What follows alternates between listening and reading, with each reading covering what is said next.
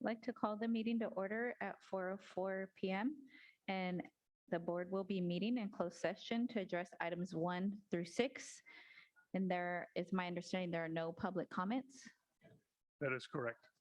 So at this time, I will recess into closed session.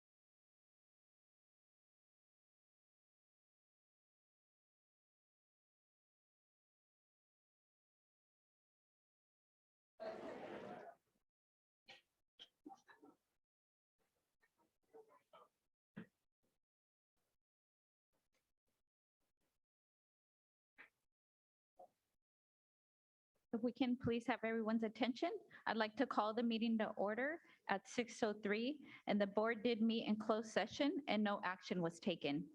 Good evening and welcome to the Elk Grove Unified School District's board meeting.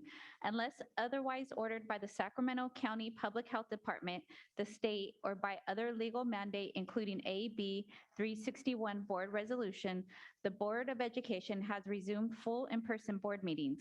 Live streaming of the full in-person board meetings will be available to the public via the Zoom platform. Today's meeting is being video recorded and will be available on the district's YouTube channel. Public comment update. There will be one public comment period during each regular board meeting after the board recognitions that will include both the items of the district's jurisdiction, but not on the board meeting agenda, and the public comments on items on the board meeting agenda. Public comments. The guidelines for in-person public comments and participation can be found on the table outside the boardroom and on the district's website. First up, I'd like to call on Ms. Melissa Peterson with the Vice Principal, Andy Johnson, to the podium. And tonight we do have, unfortunately, some board members who are out ill. Mr. Yang could not be here, so in place, Ms. Albiani will be reading a few words for the parent and the Vice Principal. If they can please come up to the podium here. She'll be reading a few words before we start the pledge. Thank you. I don't care. I'll just read it. Hello. And then when we're done with the pledge, will you just stay for a moment because I have a very small gift for you and we'll take a picture. I just don't want you to run off after the pledge, okay? All right. Okay. The kids can wait to eat. It's fine. Okay. Valley High School is honored to recognize Ms. Melissa Peterson as our education partner. When it comes to dedication and support, Ms. Peterson is top notch. She has been actively involved at Valley High School, where her older son, Aaron, maintains a rigorous schedule of AP classes, band, and Air Force JROTC. Her younger son, Justin, maintains almost an identical schedule to his oldest brother, so you can imagine the early morning drop-offs and the late evening pickups. Ms. Peterson can also be found cheering on the Valley Vikings at various sporting events. Not only is she a strong supporter of her sons, but she wants the best for all Valley students. Most recently, Ms. Peterson has donated a wealth of historical documents dating back as far as 1945 and highlighting important milestones in American history. In addition to supporting her family, Mrs. Peterson enjoys baking.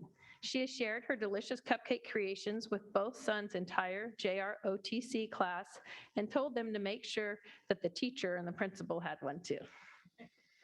Valley High School appreciates the partnership with the Peterson family. We know that we can count on Mrs. Peterson to continue to be student-centered in her advocacy, solution-oriented when making suggestions, and courageous when confronting areas for needing improvement. We are pleased to recognize Melissa Peterson's contributions to the Valley High School and to the Elk Grove Unified School District. Thank you. We'll follow you now. Thank you.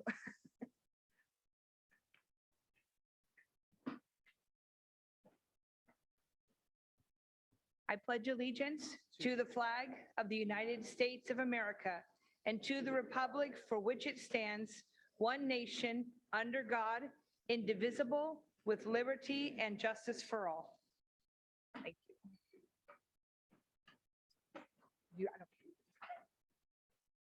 If you can please stay there, they'll join for a quick photo.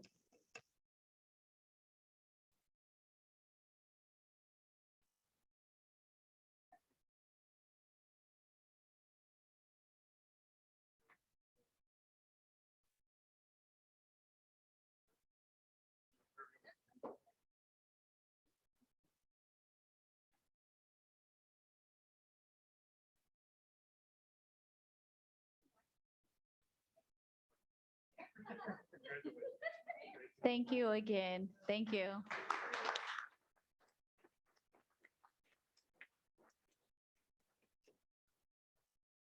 The next item on the agenda is a presentation from our high school student representatives. And if we can please have Franklin High School student representatives come up to the podium. Thank you.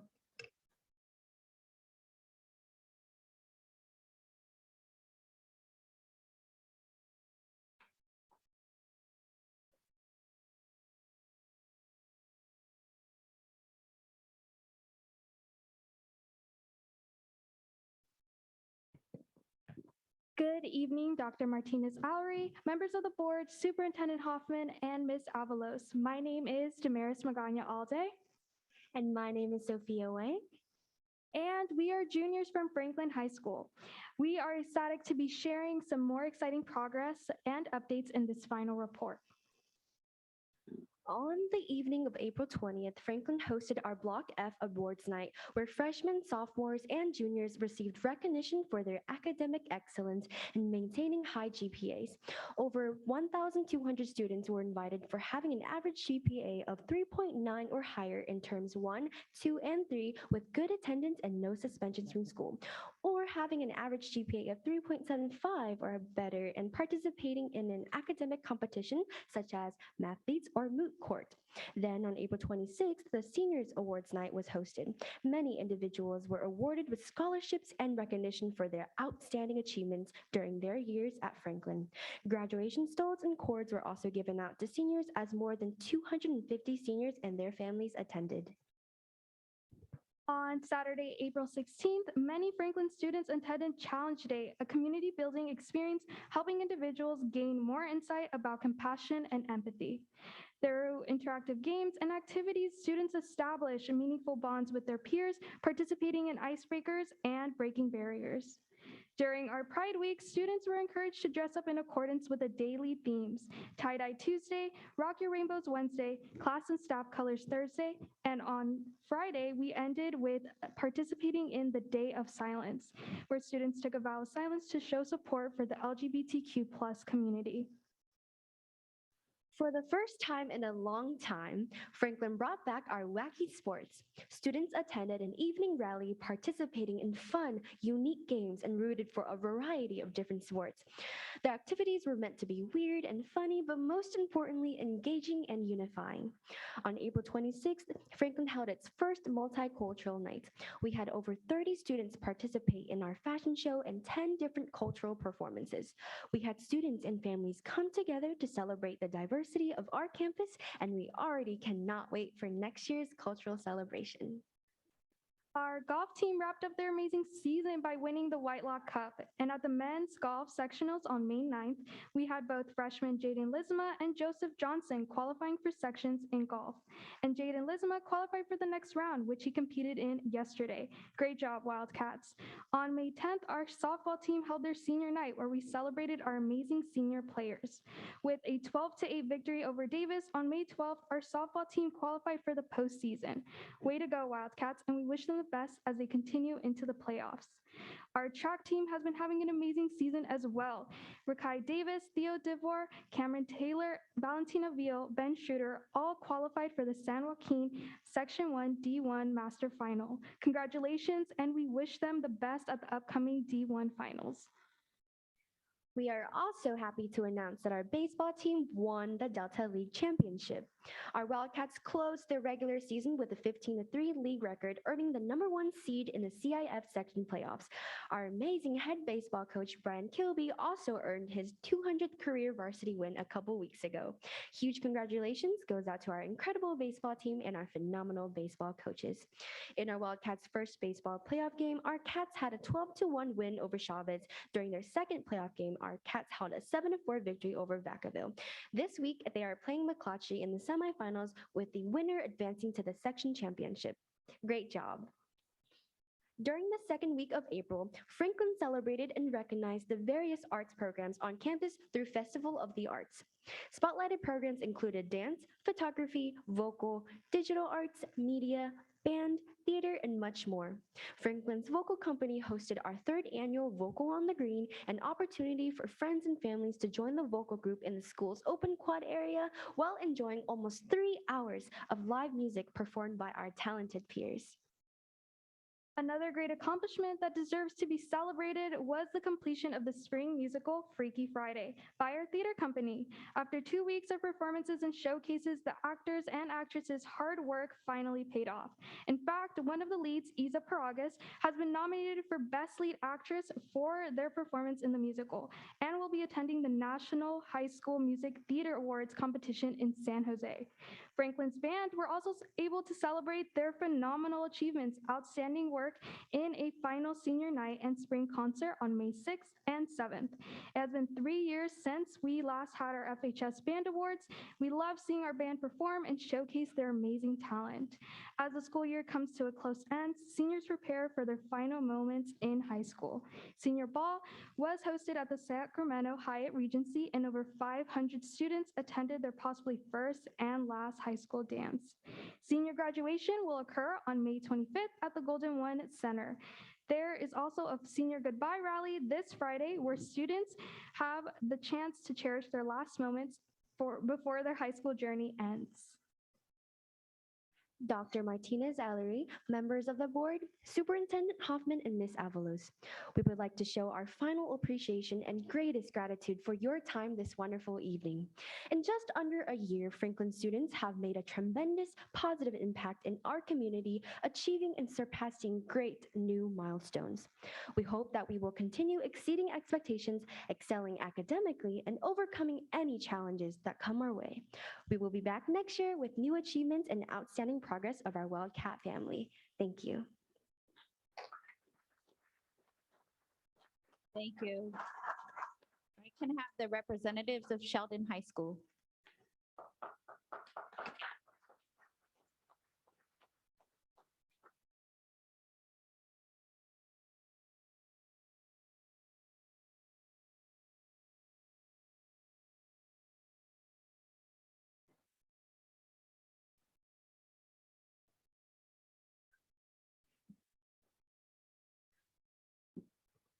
Good evening, Board President Dr. Crystal Martinez-Allaire, members of the board, Superintendent Hoffman, and Ms. Avalos. My name is Esmeralda Cervantes. And my name is Mackenzie Porbanik, and we represent Sheldon High School. As spring blooms, we see an increase of positive and excitement for what's to come in the near future. Our students are filled with joy and enthusiasm as we are ending the school year, and as the weather gets warmer, we're preparing to say goodbye to our 659 seniors who will graduate in a week. Shortly after our last presentation, we recognized our students' outstanding academic achievements from quarters 1 and 2 of the 2021-2022 school year. The numbers of students excelling in the classroom remains high, with over 700 students who earned a 3.75 GPA or higher. We were able to present the awards inside for our first indoor event since COVID, where students and parents were sheltered from the weather and treated with delicious desserts. On April 28th, ASB was able to hold our first ever Renaissance Ice Cream Day, a change from our normal barbecue, with 1,563 students from grades 9 through 12 with a 3.0 or higher. Students loved the cool treat to combat the warm weather we were experiencing. Last week was the conclusion of 2 weeks of AP testing. Our AP students are thrilled to be done with such important tests. To spread positivity throughout Sheldon's campus, ASB has been making random acts of kindness cards to put a smile on each student's face. Students and staff really enjoy this, making their days go even better.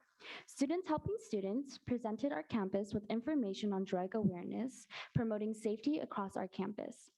Sheldon ASB has been working really hard on group projects to spread positivity and kindness throughout Sheldon's campus.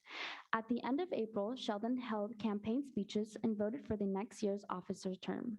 We had so many wonderful candidates that we are proud to be able to hand the torch over to. To recognize our hardworking students, ASB hosted Top Dog, where students had the opportunity to eat lunch and converse with their teachers who believe they showed the characteristics of the right way, which are respect, integrity, teamwork, and effort. Today was the senior showcase where seniors presented their senior projects to staff, students, and parents, as well as the community. Because it was a long day, seniors were rewarded with snacks and drinks to celebrate all of the hard work they had put into their projects. Over on the athletic side of Sheldon, following the county and district guidelines has allowed all of our teams a full season with great success. Our softball teams have finished their seasons with near perfection. Sheldon's softball team has won 12 league games, making them the Delta League champions. They are now preparing for playoffs. Our track and field team traveled to divisionals. Senior Kyle Town and Faith Jones both qualified for the Masters meet this upcoming Saturday. Our men's golf team had 2 players qualify for sectionals, earning Coach Cosney the Delta League Coach of the Year. Our men's volleyball, tennis, and baseball teams all finished their season strongly. We adore our spring sports teams and are so proud of all they've accomplished. Our students have been making the most of our events and are always excited to participate in each event we have. Sheldon ASB has been working our hardest to comply with COVID guidelines while still giving our students the proper high school experience. Sheldon High Theater Works put on a very amazing show called You're a Good Man, Charlie Brown.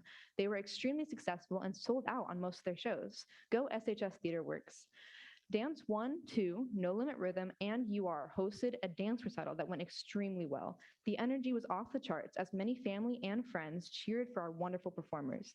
Sheldon ASB successfully presented our very first multicultural rally in 3 years. We had over a dozen groups performing, including choir and band. It was awesome to revive such an integral part of Sheldon's culture. We received many compliments from students and staff, which felt very rewarding. We hope to bring even more to the table next year. Our seniors have a very full and eventful day celebrating the annual senior barbecue that was previously delayed. ASB were able to set up many fun activities such as obstacle courses, inflatables, and sport activities like volleyball and ping pong. We also had a senior talent show leading up to the barbecue. It included many wonderful and talented seniors who performed in front of their peers. During the last week of March and April, we were able to hold junior prom and senior ball in downtown. Moving on, we hosted a school favorite for the first time since the pandemic began. Our Blacklight rally generated a lot of school spirit with the entire school, which made the Blacklight dance very successful. Many students showed up in their neon attire, making the dance a night to remember. Sheldon seniors went on a thrilling trip to Six Flags for their final trip together. Students were awarded with a free meal and snacks. As the school year came to an end, we presented a goodbye rally where we awarded our senior athletes and leaders. We had our symbolic class rotation where our classes moved to where they would be sat next year. Our seniors huddled together on the floor to watch our end of the year slideshow that was emotional and nostalgic for our seniors. Now that we have been able to end our school year with a bang, we will continue with more amazing achievements and pass on all of our expertise to the upcoming class for the future event. Thank you for your time, and remember, every day is a great day to be a Husky. Thank you. Thank you. I'd like to introduce the principals from each of the high schools. If Adam Woods here, Principal Franklin High School, if you could give a wave. Or Chantel Albiani, there she is, thank you. And then Miss Paula Duncan, Principal of Sheldon High School. There you are. And I can't dismiss the students because you were all staying, I believe, for the next item. Item number 2 is the recognition of the 2021-2022 Student Board Representatives.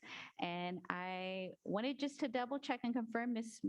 Soriano, is there any public comments relating to any of the recognitions?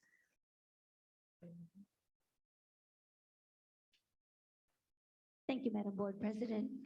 Dr. Martinez-Alira, there are no public comments that I have on Zoom for any of the recognition. Okay, thank you. And Mr. Murray, and if I can ask the rest of the board to please assist with going down. Thank you. Thank you, President Martinez-Alira, members of the board, Superintendent Hoffman, and Ms. Avalos. During the 2021 school year, the Board of Education has been apprised of academic co-curricular activities as well as special programs and events through the excellent, informative, and enthusiastic reports delivered by our student board representatives. Our student board representatives have represented their sites, themselves, and families in a professional and positive manner throughout the year. As board representatives, these students have spoken on behalf of their peers in their schools and have served as valuable liaisons between their classmates and school district administration. The board is asked to recognize the following 2021-2022 student representatives to the Elk Grove Board Unified School Board of Trustees. Okay, first up, from Cosumnes Oaks High School, Tinsei Baranu and JC Nogosek.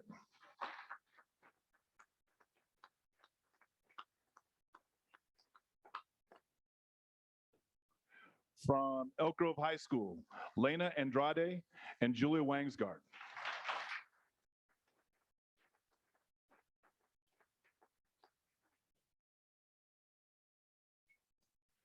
From Florin High School, Haley Chow and Keisha Love.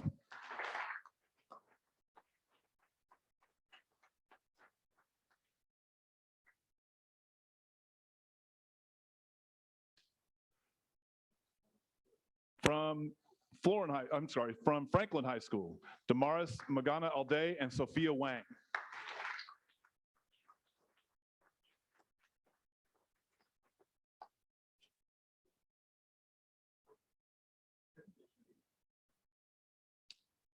From Monterey Trail High School, Reina Prasad.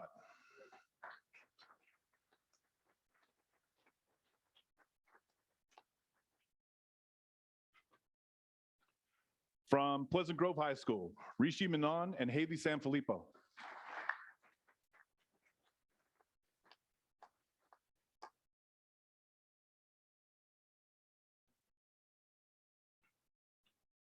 Okay.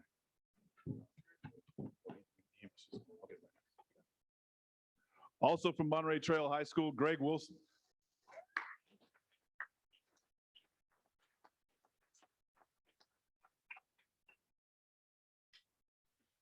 From Sheldon High School, Esmeralda Cervantes and Mackenzie Probanek.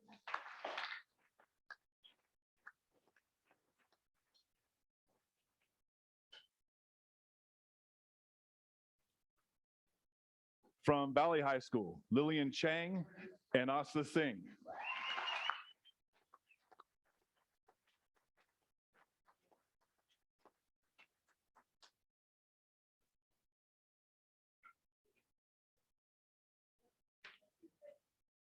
From Elk Grove Charter, Brooklyn Gregory and Ciara Riley.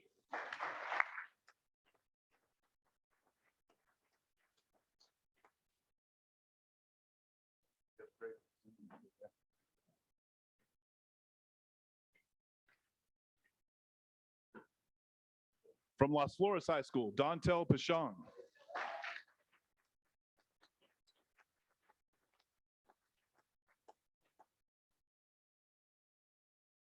And from Rio Cazadero High School, Alicia King and Natalia Ruelas.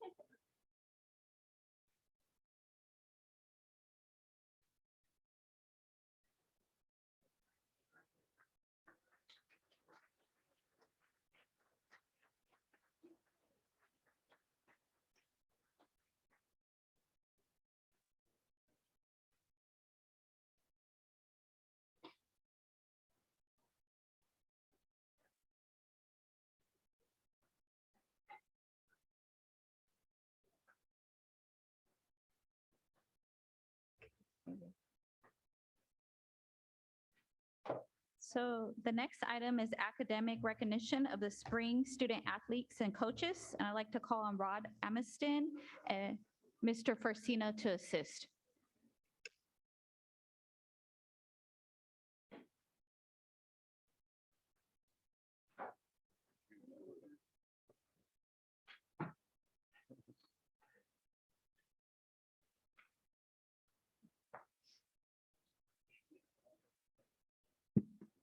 Good evening, President Martinez O'Leary, members of the school board, Superintendent Hoffman, Ms. Avalos.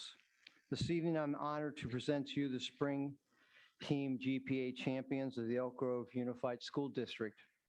These student athletes not only excel in their athletic activity, but they are also outstanding students in the classroom. The following teams had the highest grade point average at their school this spring. At this time, I would like to introduce the coach and the captains of our GPA champions. Can Consumnes Oaks, we maybe wait a few minutes Oh, while sure. some of the crowd leaves? Thank you.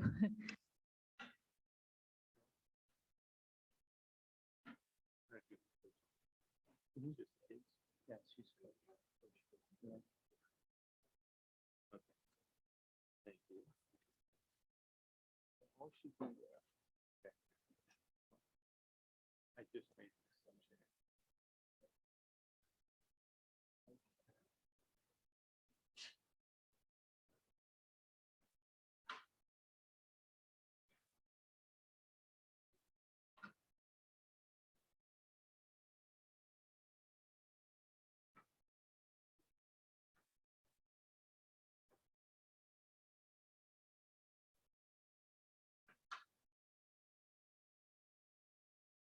Okay, thank you for waiting. No problem.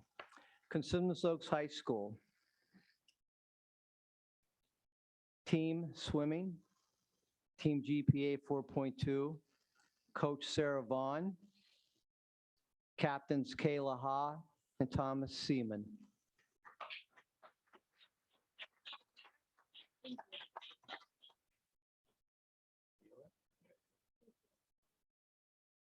Elk Grove High School. Women's track, team GPA 3.6, Coach Irvin Kendall, captain Janae Heffernan.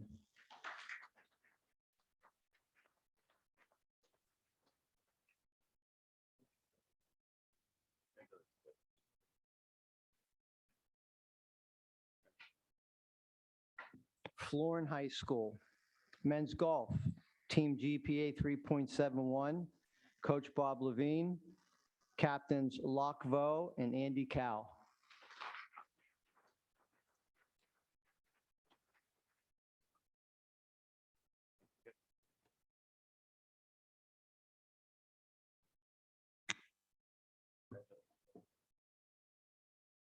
Franklin High School, men's tennis, team GPA 4.27, Coach Francois Sinatra, captains Harry Hu and Kevin Liu.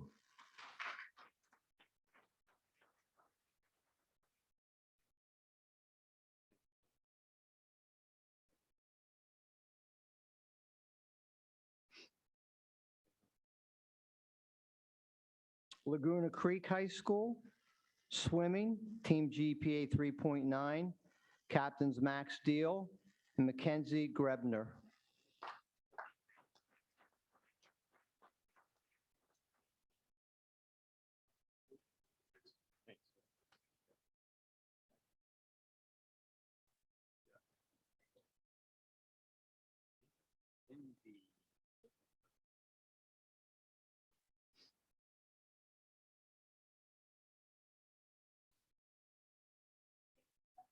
Yeah.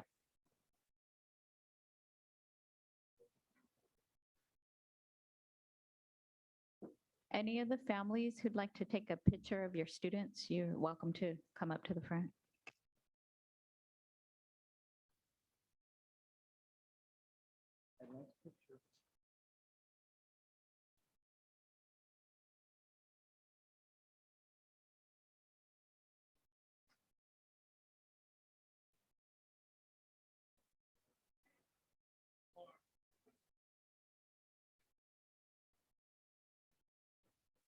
Congratulations.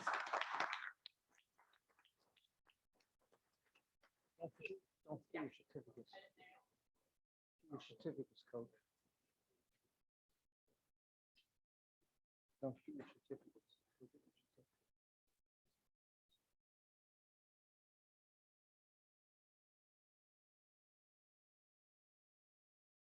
Monterey Trail High School, women's swimming, team GPA 4.02. Coach Hillary Hong can't be here tonight, so accepting for her is Coach Philip Dewan, captains Katie Tu and Shayla Doe.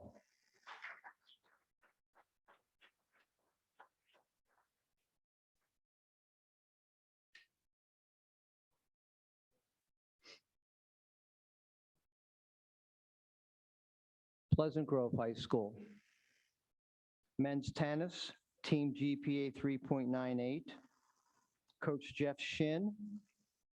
Captains Dathan Nguyen and Rishi Menon.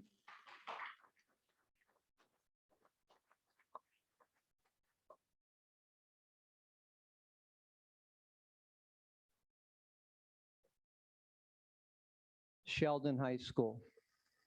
Men's golf, team GPA 3.87. Coach Kelly Cosney, captains Evan Offord and Caleb Nguyen.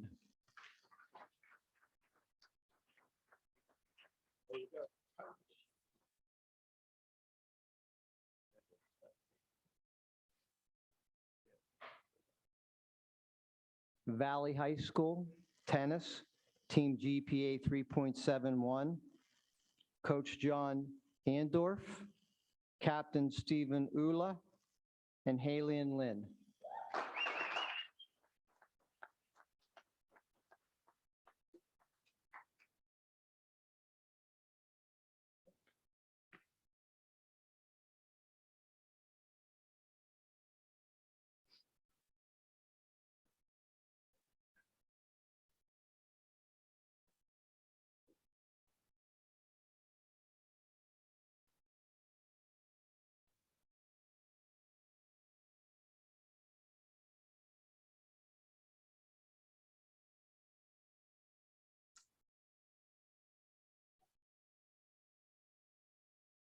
Any families that like to come up and take a photo of your student, feel free to come up.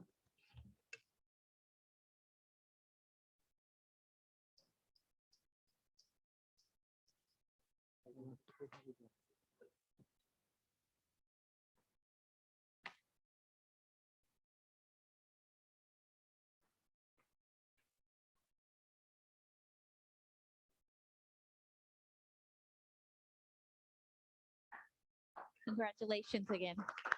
Thank you, board. Thank you.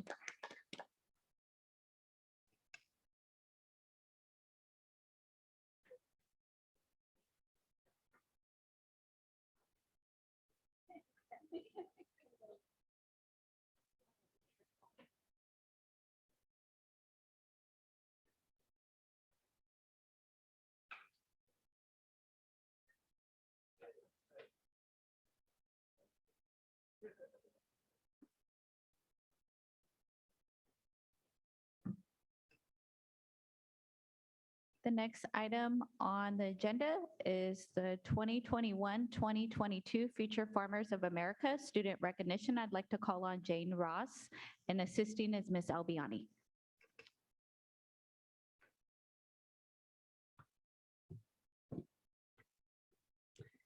Good evening, Board President Martinez-Alier, members of the board, Superintendent Hoffman, Ms. Avalos, and guests. My name is Jane Ross, and I'm the Director of College and Career Connections. Unfortunately, Mike Albiani wasn't able to join me this evening, so I have the fortune of working with Ms. Courtney Wright today. Elk Grove Unified School District recognizes the exceptional contributions of our numerous career technical education academies and pathways in local industry sectors at various board meetings throughout the year. Tonight, we are specifically honoring our agricultural science teachers and students in Elk Grove Unified. To say that our ag students and teachers devote endless effort, hours, and dedication to their ag pathways and academies does not even begin to explain the commitment level they demonstrate each and every day. Being a highly competitive member of the ag and FFA community is truly more of a lifestyle than a program. It is not a surprise that Elk Grove Unified School District's ag science programs are highly regarded by ag students and leaders throughout the state, bringing home hundreds of local, county, state, and national level awards each year.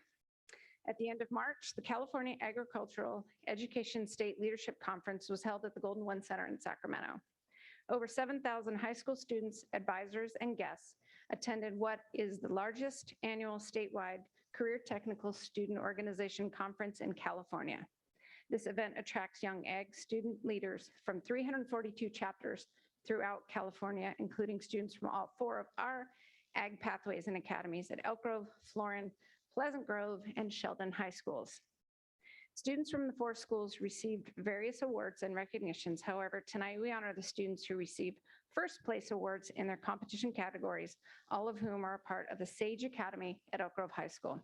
Please join me in recognizing the following first place winners.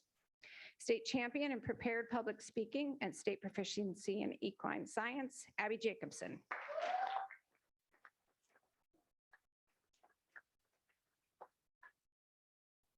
State champion in extemporaneous public speaking, Bella Albiani.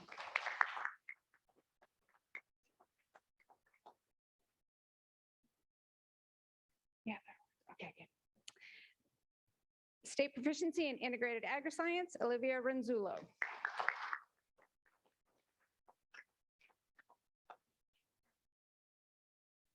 State proficiency, it's funny, I would mess up that word, in poultry production, Samantha Albiani.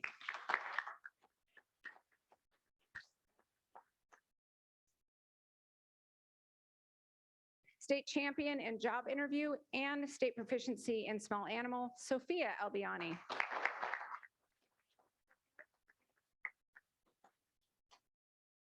State champions in agri-science competitions, Chloe Don, Kendall Dutra, Nina Furtado, Ryan Jacobson, Maddie Mariano, Graciela Serrate, and Britt Shaletta.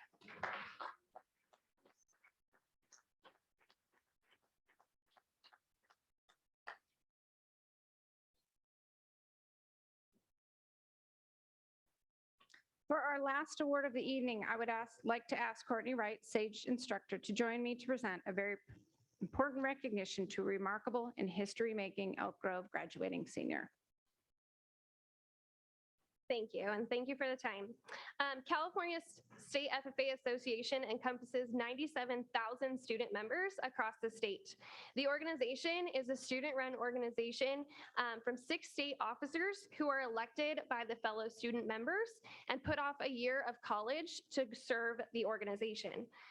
They're the face of the organization, a liaison between the agriculture industry and the members, and truly give back to the students that they serve. The application process to be elected as a state officer is an intense 3-month interview, speeches, test, very long process. In the history of Elk Grove FFA, we have had 4 previous state officers, the last of which in the year 1999. This year, we are so proud to announce that not only for the first time in 22 years do we have a state officer, but for the first time in Elk Grove FFA history, we have a state president, Miss Abigail Jacobson.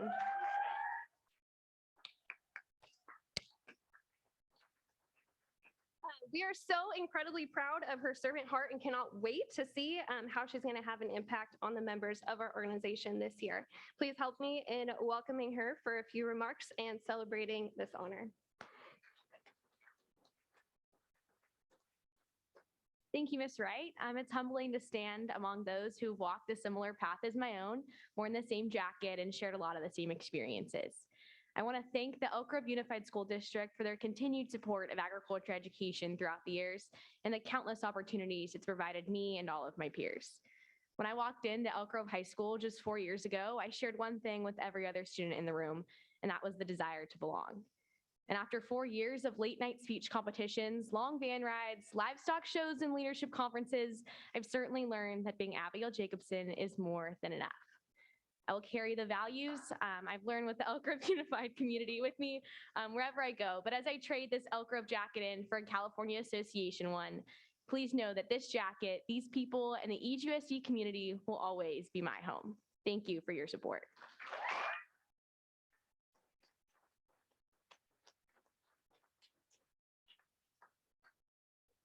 Families, feel free to come down and take a photo of your student.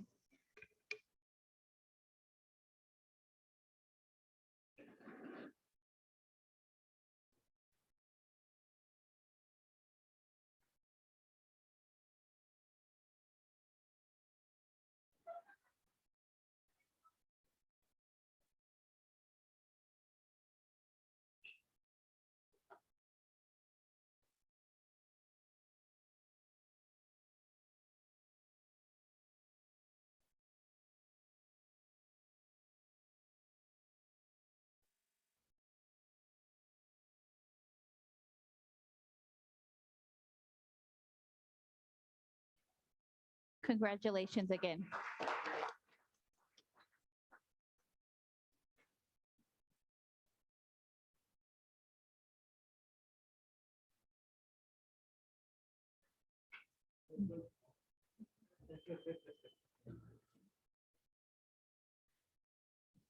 The next item on the agenda is resolutions. The first resolution we have is LGBTQ+ Pride Month. And I'd like to ask Ms. Soriano if there's any Zoom public comments on this item. Yes, Madam Board President, Dr. Martinez-Elier, there is one public comment on this resolution from a Mr. Joel Boyd. Okay, thank you. We can please have him connected.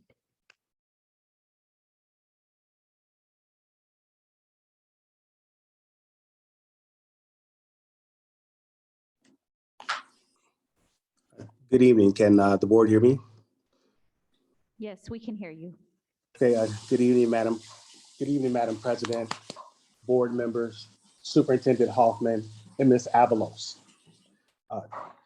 Firstly, I've come before this board many times on issues of equity and improving the culture of our campuses for Black students and those that face disproportionate discipline. I, along with my colleagues from the PACE Project, Parents Advocates for Change in Education, David Fummelfong and Eric Summers, have together formed a new organization to hold and work with the school board to hold them accountable to students and address the racial and structural inequity to provide adequate resources for special education and improve the social emotional well-being for all of its students through investment in mental health campuses. We will continue to advocate on issues that we find questionable and inequitable, and we have found that in the case of what happened to Ariana Washington on Catherine Albiani Middle School campus. The family has come before the board multiple times to share the experiences that their daughter faced discrimination based on her sexuality and her race, and requested that the findings of a formal investigation be conducted over many months. The district has stated they cannot release the records of the investigation. How can we as a community hold the district accountable to ensure a thorough investigation was complete? We believe that our district should be working much harder to be transparent when it's fallen short of its commitment to truly changing the practices of administrators in respect to how they have treated students, parents, sharing their experiences of racism, homophobia, and transphobia.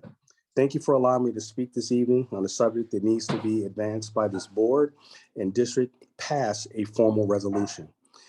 If the rationale for this resolution is truly that the Elk Grove Unified School District celebrates the accomplishments of LGBTQ people and works to create a respectful, caring, and inclusive culture of all within the school district and community, Pride Month will be providing an opportunity to combat bullying, harassment, and discrimination based on real or perceived sexual orientation, gender identity, and gender expression. By recognizing Pride Month, the district supports other policies, practices, and curricula that honor and respect LGBTQ+ students, staff, and their families. Action speaks louder than words, and there are actions that this district can take now to repair the harm that they have done to the Washington family. If administrators are allowed to create their own narrative by backdating documents, we have no trust in this system. Racism, homophobia, transphobia, xenophobia should not be allowed to exist in our school system. Take a stand now to do more than pass a resolution. Embed culturally responsive and equitable practices within staff trainings, and cultivate improved relationships between students, teachers, and administrators. Only then will the Elk Grove Unified School District large community build back its trust in our district to be the leader in equity. Thank you for your time. Thank you. Are there any blue cards on this item? There are no blue cards, Madam President. I'd like to call on Miss Laura Feliciano for the resolution.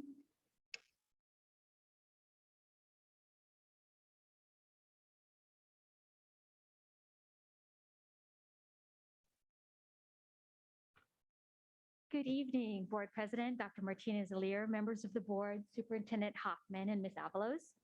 My name is Laura Feliciano from the Youth Development Office and Student Support and Health Services.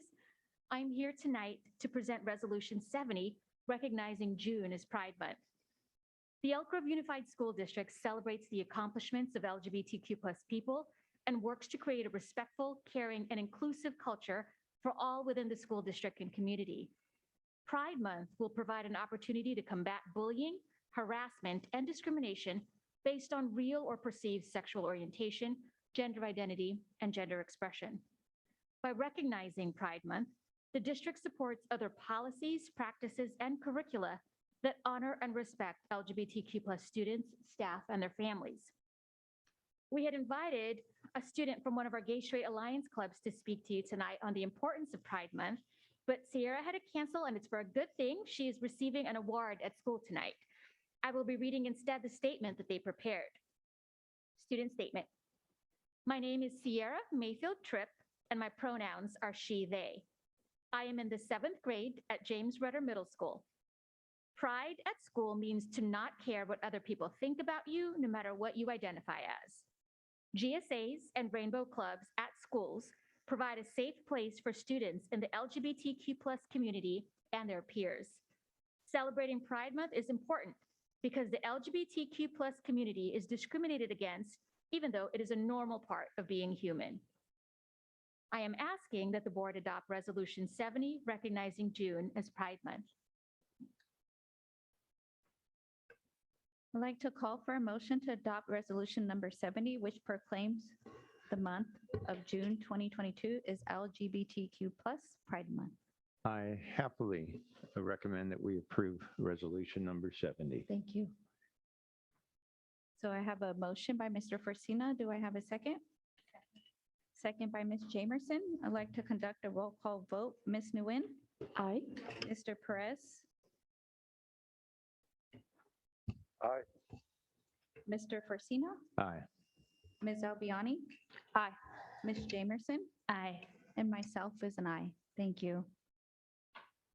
The next resolution is secure firearm storage resolution. I'd like to call on Ms. Soriano to see if there's any public comments via Zoom. Madam Board, Dr. President, Dr. Kristen, Dr. Martinez, sorry, there are no public comments on this particular item on Zoom. Are there any blue cards? No, there are no blue cards, Madam President. So Ms. Soriano will be speaking for this resolution. Good evening, Madam President, Dr. Martinez-Alier, members of the board, Superintendent Hoffman, and Ms. Avalos. Evidence strongly suggests that secure firearm storage is an essential component to any effective strategy to keep schools and students safe.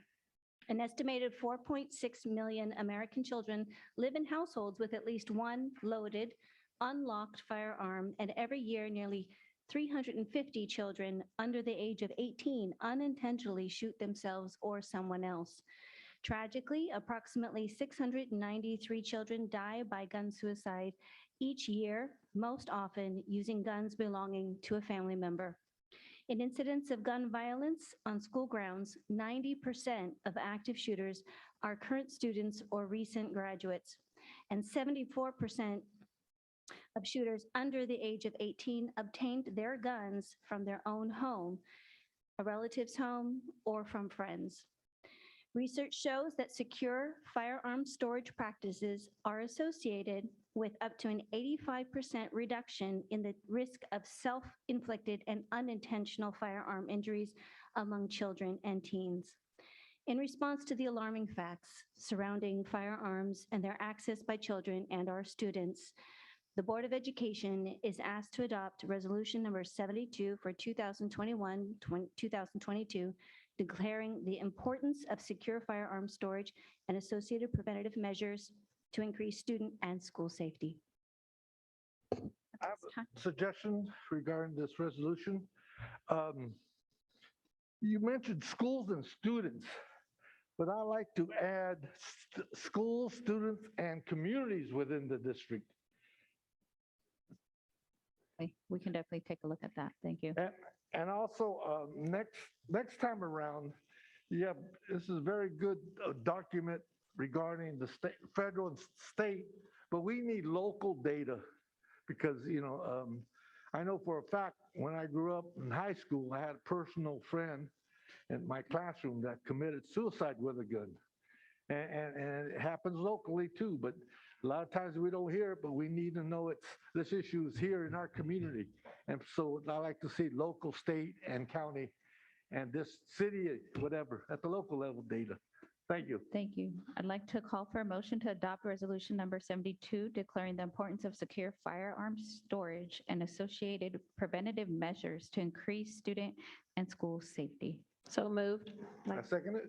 Second, and I'll conduct a roll call vote. Ms. Nguyen? Aye. Mr. Forcina? Aye. Ms. Albiani? Aye. Ms. Jamerson? Aye. Mr. Perez? Aye. And myself is an aye. Thank you. Thank you. The next item is student expulsion. Are there any public comments related to this item? I have no blue cards. Madam Board President, Dr. Martinez-Valerie, there are no public comments for this particular item for expulsion. Thank you. I'd like to call for a motion to approve the recommendation for student expulsions. So moved. Do I have a second? Second. A first and a second, conduct a roll call vote. Ms. Albiani? Aye. Ms. Jamerson? Aye. Mr. Perez? I'm voting no again because of the fact that we do not discuss these issues in closed session. Mr. Forcina? Aye. Myself is an aye. Thank you. The next item is public comment, and we are asking at this time for public comments for items on the agenda. Are there any Zoom public comments for items on the agenda? Madam Board President, Dr. Martinez-Valerie, there are no public comments for items on the agenda. Are there any blue cards? No, right. Those are, Ms. Pryor, you marked item 5. Do you have something to speak to that's on the agenda, or would you like to be in the next section? Just public comment. Okay, not on the agenda. Thank you. so the next item is for public comments not on the agenda. Are there any Zoom public comments for items not on the agenda? Yes, Madam Board President, Dr. Martinez-Valerie, there are 2 on Zoom. Okay. The first one is from Ms. Lisa Stanley, and the second one is from Mr. David Palmavong. Thank you.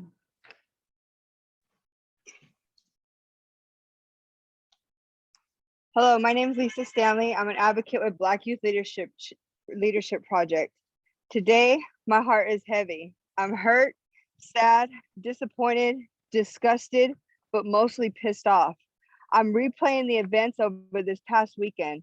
I'm imagining the cultivation of hate and anti-Blackness in this terrorist home. I am frustrated that these terrorists go to schools just like in this district, and their behaviors are often overlooked, brushed off, or dismissed as just kids being kids, while their Black counterparts are hyper-focused on and never given the benefit of the doubt. They are often given discipline that far exceed the alleged behaviors. These systems foster these white terrorists and are complicit in their actions.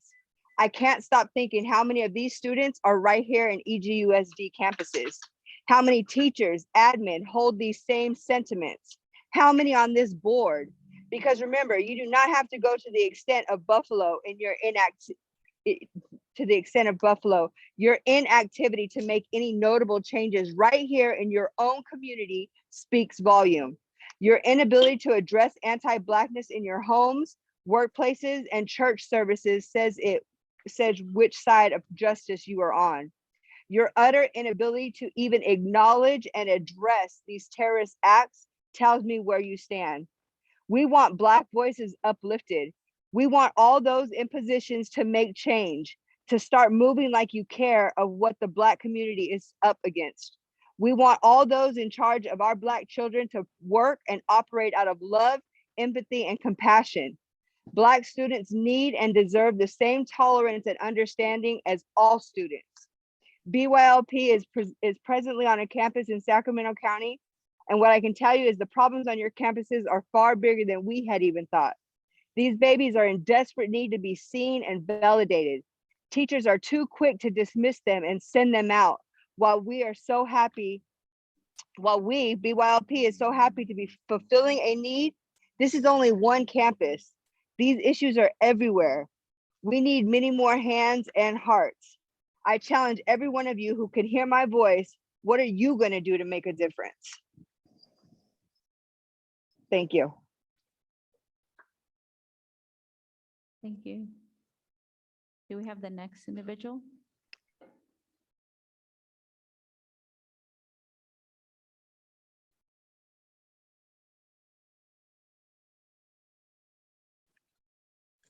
Okay, can you hear me? Yes, we can hear you. Okay, great. Thank you. Thank you for giving me an opportunity to address the board. I do want to bring up a couple of things here that is noteworthy. I understand and appreciate all the hard work that Amric and his team have put into closing the gap for paraeducator shortage, but it just seems to me we're constantly in this firefighting mode and in a crisis mode. Over the last 6 months that I've been talking about paraeducator shortage, some progress has been made, and I want to give credit where credit is due. But at the end of the day, we haven't made meaningful progress in terms of hiring paraeducators to fill these positions that are vacant. And large part of it is twofold. The recruitment side certainly looks pretty good in terms of the average number of paraeducators that they're hiring. It was about 28 paraeducators per month. However, attrition and retirement and other things do plague the district as well too. So as much as we're trying to top up to fill that gap, the bottom is still leaking and we're not filling it fast enough. More recently, I invited Trustee Yang to visit James McKee because that's the first site where Senator Pan visited to see the PALS program, and that led him to find additional funding for Elk Grove Unified School District. Well, the PALS program at that school is on the verge of collapse because there are not enough paraeducators to sustain it. And then more recently, my son, who is also assigned a paraeducator in class, he has gone with a partial paraeducator for about a week and a half to 2 weeks now with no end in sight.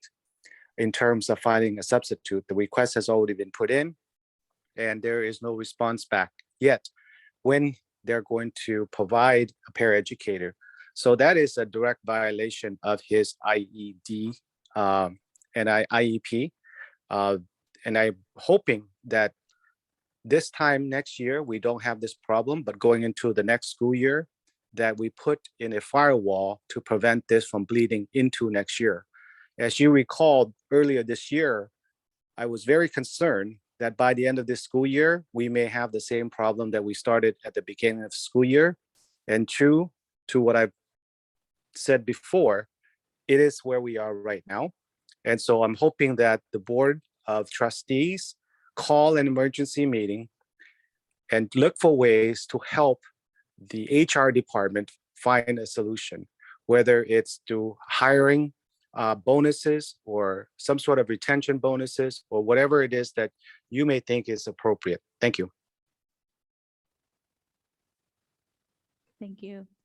The next item is public comment, blue cards that have been filled out. I'll call Ms. Albiani. Our first speaker tonight is Heather Washington, followed by Charles Washington.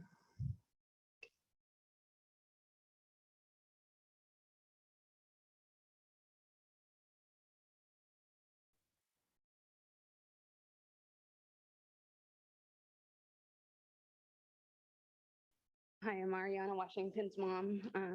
This is 9 months of, well, 8 months coming before you, but 9 months of having to deal with the aftermath of what happened to our daughter. What we've found going through this process is racism, homophobia, xenophobia are built into the DNA of this district.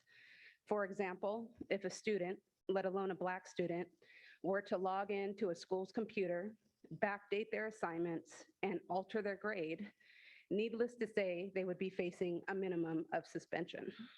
However, Vice Principal Couchot, a white woman and daughter of board member Forsina, based on metadata, proved without any doubt that she logged in, backdated our daughter's discipline record, a presumed gay student at that, and then a month later goes back in and changes the discipline report after the director of secondary education overturned her discipline and she faced no consequence.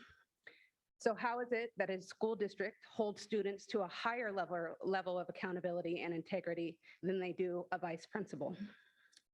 Chris Hoffman, this is happening under your leadership, and things will not change until you hold administrators accountable and teachers for breaking ethical code and harming children, whether physically, mentally, emotionally, or psychologically. When will this district stop protecting friends and family of board members and do the right thing and rid district of administrators like Principal Bahar and Vice Principal Couchot?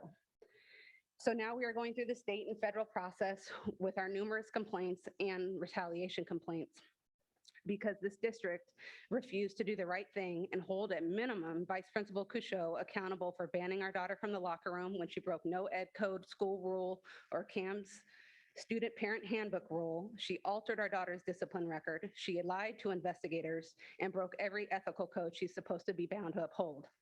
Now, because we submitted that to the state, the Department of Credentialing is opening their review.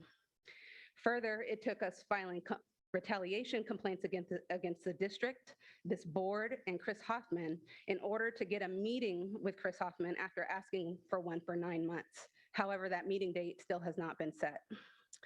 And finally, to the parents who have children who have been harmed by this district, change will not happen until you have the courage to file complaints and see them all the way through the federal level. BYLP alone has had around 25 complaints to date regarding racism in this district, but not one family is willing to do the work to hold this district accountable. Currently, I'm working on legislation, California state legislation titled Ari's Bill, to change state law to protect our babies.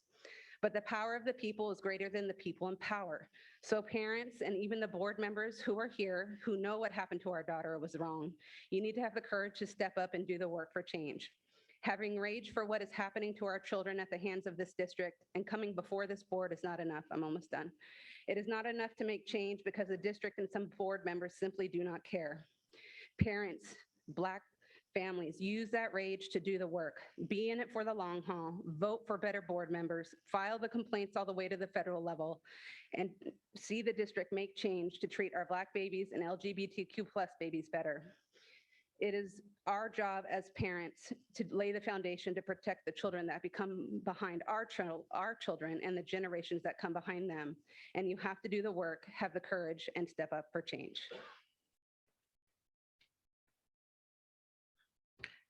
Mr. Washington will be followed by Mr. King.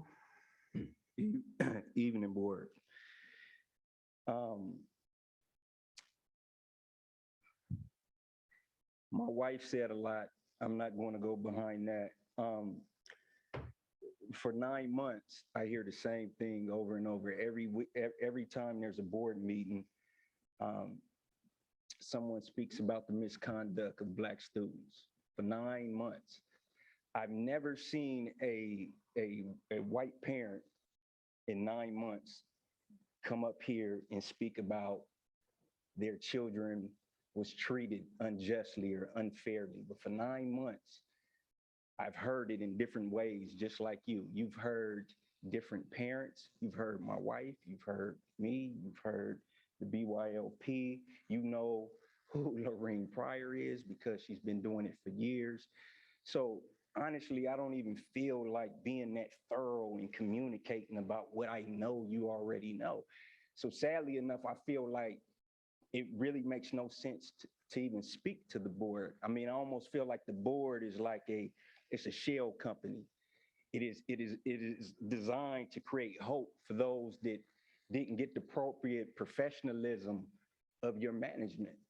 So just like when me and my wife were speaking to Principal Bahar in the meeting regarding the fact that there was injustice towards my daughter and discipline given to my daughter that shouldn't been given to my daughter, she just got up in a professional meeting. She just got up, walked out, said it wasn't going to be rectified, and to speak to the superintendent. So skip all of that Black students are getting treated unfairly, because you don't care. Because if you cared, it would already be addressed, because you've been hearing this for years. So it doesn't matter if you hear it in a passionate way, because you've heard voices passionately. You've heard it simple. There's been tears in front of you. There's been everything across the board, and there's been no changes. So it doesn't matter if I speak high, low, it doesn't matter passionately, nothing is going to change. That's why I feel better in speaking to the state or speaking to the federal or speaking to the Department of Credential. Because why? Because we need different ears to hear what's going on in Elk Grove School District, because it's a shame that you are number one in the way that you treat Black students, and you are number one in unfair discipline towards Black students. And then when we present to you something that was just, to me, so obvious of common sense, we've had to go through loops and hoops, and we're 9 months later, and the board can't help us because it's designed not to even get to the board, because the attorneys come in first, and we got to go through this, and those attorneys are hired by the district, not by us. So then we got to be specific about the variable. Was it racism? Was it sexuality? Was it It's wrapped up, Mr. But Charles. the funny thing about it is, when I look at the history of Elk Grove School District and what you do find to be a problem, when it's come to like sexual misconduct, you get on it immediately. You held people accountable. I'm not speaking to the board. It's your job. It's your job, Mr. Hoffman. You fired no one in regards to professional misconduct, prejudicial misconduct, racial misconduct, because it doesn't Mr. Washington, if you could please finish your comments, please, Mr. Washington. It doesn't affect anybody else but Black students. But when it affects white students, Asians, and everybody else, that sexual misconduct, you address it, because you don't want the wrath of anybody else here. You're numb to the Black complaints. You're numb to the Black energy in regards to this conversation, because you hear it so much. So if it mattered, you would already address it, and you don't. We're over by a minute, Mr. Washington. So I'm sorry that I had to go a little bit over. Perez, I feel sorry for you. I feel sorry for you, because you're sitting on something that you really can't do what you need to do, because you're going to get outvoted. Jamerson, Yang, it doesn't matter, because at the end of the day, everybody has to be on one accord. So again, we will continue to fight, but it won't be with you. We're just going through the complaint process because we have to, but your complaint process sucks. My daughter is at another school. You've taken things away. My daughter could have been up here today with those 4.0 students. My daughter played basketball. She's not playing for Albiani right now when she should. She could be playing for Toby, but you killed that. Your principal killed that. Your VP killed that, and you've done nothing. Mr. Washington. You paid too much money to do nothing. Thank you, I don't Mr. know how you Washington, sleep for at your night. comments. You gotta do a better job. Mr. Washington, we have to go on. Thank you. Mr. King, followed by Ms. Pryor. Test. Okay. My name is John King. I'm a special education teacher, part of the PALS program at James McKee Elementary. We just heard from one of the parents there. This is my first time speaking in front of the board, probably last time. So a little unfamiliar there, but it's fortunately not my first time in Mr. Hoffman's office, even though it's been 20, 25 years. So a little bit of familiarity there. I didn't want to come here and beat the dead horse that we all hear about paraeducators. Get closer to the mic, I'm please, sorry. so people at home can hear you, sir. Thank you. I don't want to come here and beat a dead horse about paraeducators, their pay and whatnot. I want to talk a little bit about leadership and what that means to me and how I show it. And what you may actually take away from it is up to you. But, as a young Marine corporal, leading us, being a squad leader, one of the first things I learned was that the center of gravity in any battle space is the Marine Infantry Squad. 13 guys led by some 23-year-old kid walking and talking and doing the job.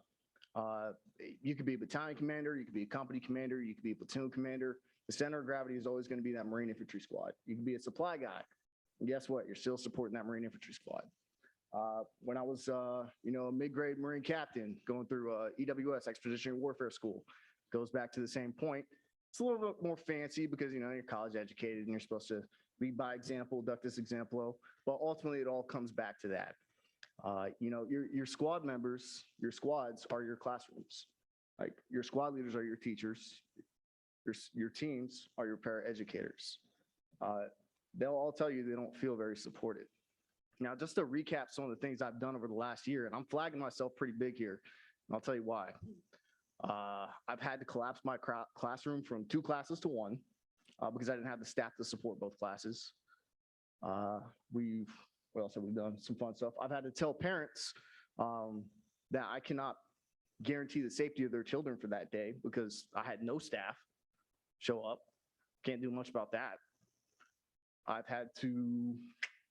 I've missed benchmarks on IEP, simple ones, services, because I can't do it. There's just not enough adults in the classroom.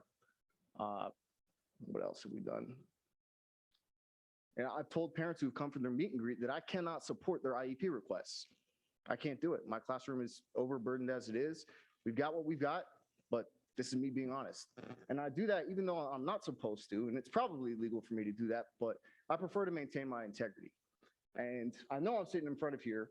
I know some of you have probably heard my name because I ensured parents who did have a problem with it would reach out to their trustees and talk to them because there's not anything I can do to influence that situation any more than I already have. I tell you this not because I just want you to just rain fire down upon me and put a red folder in my HR book.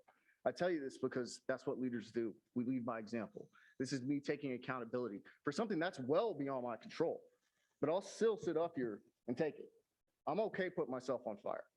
I'm okay sitting in front of all of you and admitting every fault, mistake, error that I've made without any reservation whatsoever.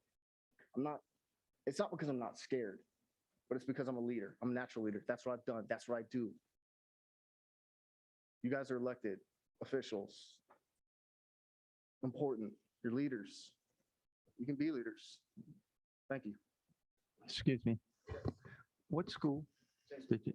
Okay, thank you. James McKee Elementary, he works at. Ms. Pryor.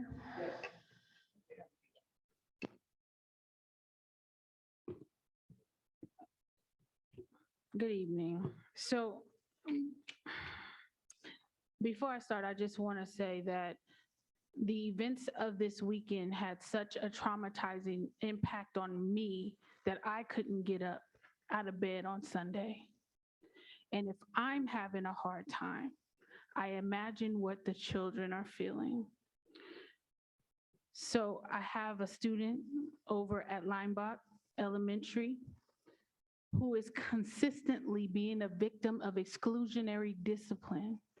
When she doesn't want to talk to a counselor, to an aide, to her teacher, she is losing her recesses until she's ready to talk. That is abusive. I have a student over at Monterey Trail whose teacher, I think I told you about her last week, said the N-word in class. Maybe I didn't tell you that. Maybe I just told you about her putting her filthy, nasty hands in this child's hair. And she had the audacity to say the N-word in class as a social experiment. Y'all need to get your teachers together. It is inappropriate to say that word in class as an experiment and then throw your principal under the bus to the parent. It's unacceptable. And then today she decided to produce an assignment. She gives this assignment to the student and says, review this and make sure it's okay. That's not the student's job to assist the teacher in presenting curriculum to a class. get your teachers together. To date, we're at the end of the school year. I've been talking to y'all since last April about coming and helping you. I need you to understand that we are in demand now, and that offer is now off the table. We have not had the forum that I requested, or I'm sorry, I didn't even request it. The parents whose boys were pulled out of class during the Halloween time and pulled out by law enforcement and traumatized. They asked for a forum to understand why their children were under a level 4 lockdown, to which we were told it was not a level 4 lockdown. And the children said that it was. So I'm trying to figure out what the hell is going on in Elk Grove Unified School District. I was at Smedberg the other day. We asked that a culturally competent counselor and assessor be assigned to this Black boy, to which I was met with, well, I consider myself a woman of color. It doesn't matter. You're not Black. You don't know what it's like to be Black. And she had the nerve to sit there with an attitude because we asked for a culturally competent person to be in the room. You have to get your staff together. We are tired. I am tired. We don't have 25 complaints to date. I don't know which metric Ms. Washington was using. I'm at complaint number 112. There are probably 30, 35 this year alone. Please wrap up. My God, get your staff together.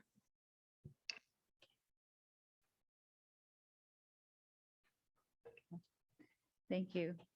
The next item on the agenda is the consent agenda, and I'd like to call for a motion to approve items 1 through 29 on the consent agenda. So I move moved. approval of items 1 to 29. I second. I have a First and a I'd like to pull second. some, We already have a motion to approve before the. Mr. Chairman, I'd like to item. pull some items. I believe we already have a motion unless there's an amendment to the motion made. I have my hand up. Mr. Forcina, do we have an amendment to it? The item? Not amendment. Well, No. I'd like to pull item number 3, 5, 7, 11, 17. Definitely no. That's not amendment. well, when I asked, they made a motion in a second. I had my hand up. Look, So- rewind the film.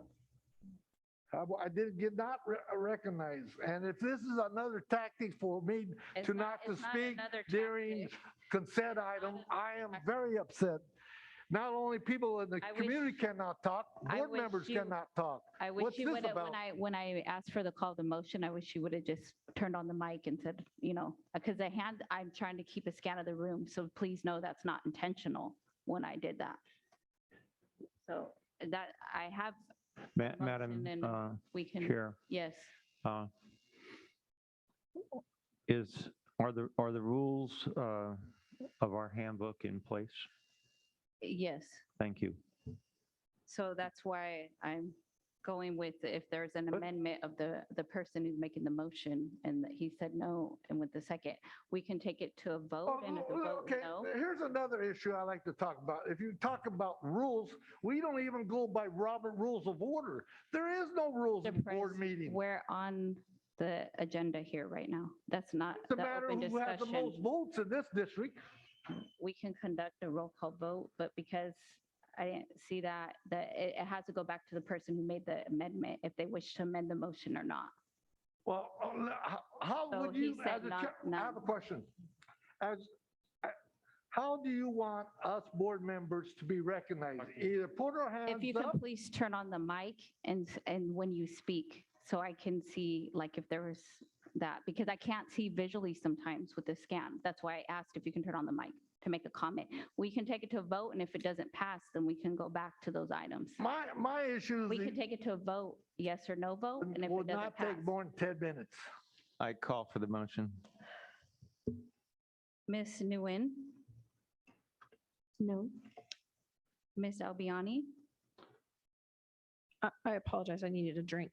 Or what, are we We're voting? doing a vote on the motion. Is it a yes or no? Yes on the consent agenda.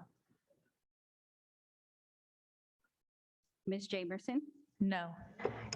Mr. Perez? No. Mr. Forcina? No. Mr. Forcina, I'm asking No, for a vote. I didn't have my mic on. Okay, I that's why heard you said- say no. Yes. Yeah. And myself, I will say no to go back to those items briefly because I did not see your hand. Okay, So then can I ask a question of yes. you? Are we going to suspend the handbook then? we are not going to suspend the Well, we're not handbook. Yes. following it, so are we going to suspend it? If we don't follow it, then let us suspend it. He asked to be recognized with a That hand does- up. No. Gina, we have the agreement within the handbook and we've talked about it publicly.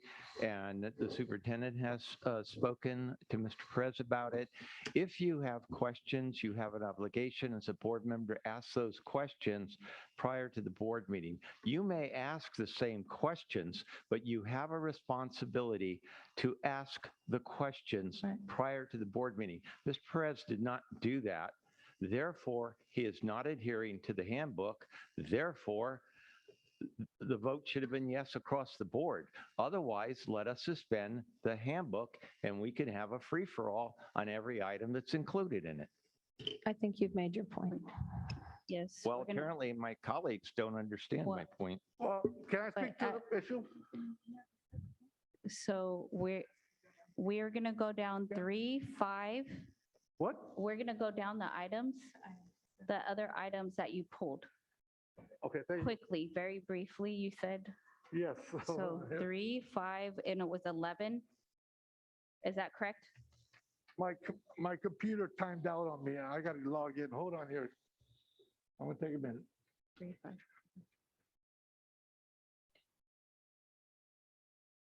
Seven. Yes, it'll only take 'em no more 5 minutes. Okay, 3, which is personnel actions. We need data on this item. There's equity recruitment report that all board members received this week, the BC something, and they stated that we need data. So that's number 3. Number 5,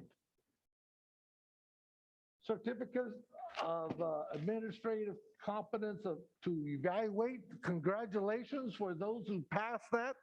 I see that there is more people of color with Spanish-speaking last names and first names. Number 7, resolution to establish temporary interfund borrowing. Again, I do not support interfund borrowing because it gets people in trouble, school districts in trouble. 11, ratification of contracts, a moratorium of understanding agreement. This was the first time that we had contracts that were not retroactive. Congratulations, staff. Number 17, approval of purchase fleet vehicles. Congratulations to staff again that we are contracting to local business community members such as Elk Grove, Nissan Auto Company. Thank you very much. That's it. That was less than 4 minutes. Thank you. Now I will call for a motion for the items 1 through 29 on the consent agenda. I once again call for approval of items 1 to 29. Armine made a motion, and then I heard Ms. Jamerson second, and I'll conduct a roll call vote. Ms. Nguyen? Aye. Ms. Albiani? Aye. Ms. Jamerson? Aye. Mr. Perez? Okay, so therefore, It's a yes or no. no, I got to vote on certain items. I told you that I do not support it. And We didn't pull them out separately, like you discussed them, but for the vote, it's No, items then. 1 through 29. At the same time, I vote no because of the fact that you didn't pull them out separately, but you want to vote as a whole group, which I don't think is very good governance. Well, that's the way that we've been voting on the I know items, there's a lot so- of ways that we have done it. Mr. Forcina? Aye. And myself is an aye. Thank you. I'd like to call for a 5-minute comfort break.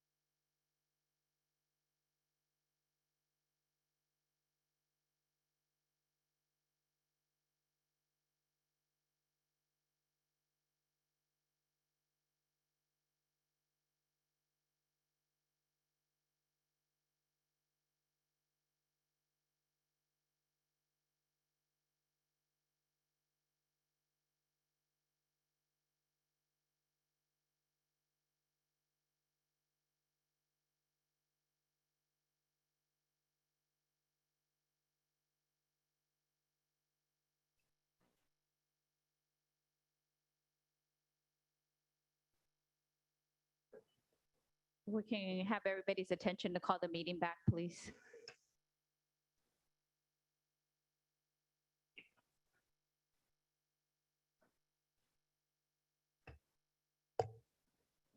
So the next item on the agenda is bargaining units. However, I know there's some guests in the audience waiting for an item. So I was asking the board if we can move up one of the items, which is a student board member recommendation from Ms. Sue Hubbard at this time. Your prerogative. Yes, I'd like to call on Ms. Sue Hubbard to make sure, because we have the community waiting, the guests. I'm for that. Okay. We did it for other agenda items. Why not? We should have did it earlier. All right, I don't know if I got the PowerPoint going right.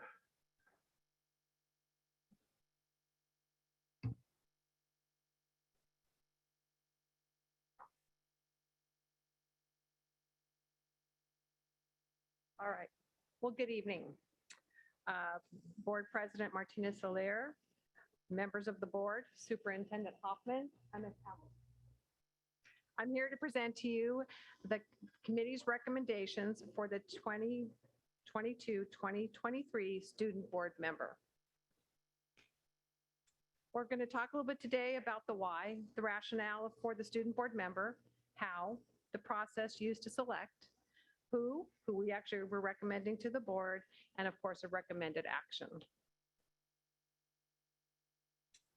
One way to nurture democratic citizenship is to engage students in the governing process of our local school boards. As Justice Sandra Day O'Connor says, the practice of democracy is not passed down through our gene pool. It must be taught and learned anew by each generation of citizens. So let's talk a little bit about the process.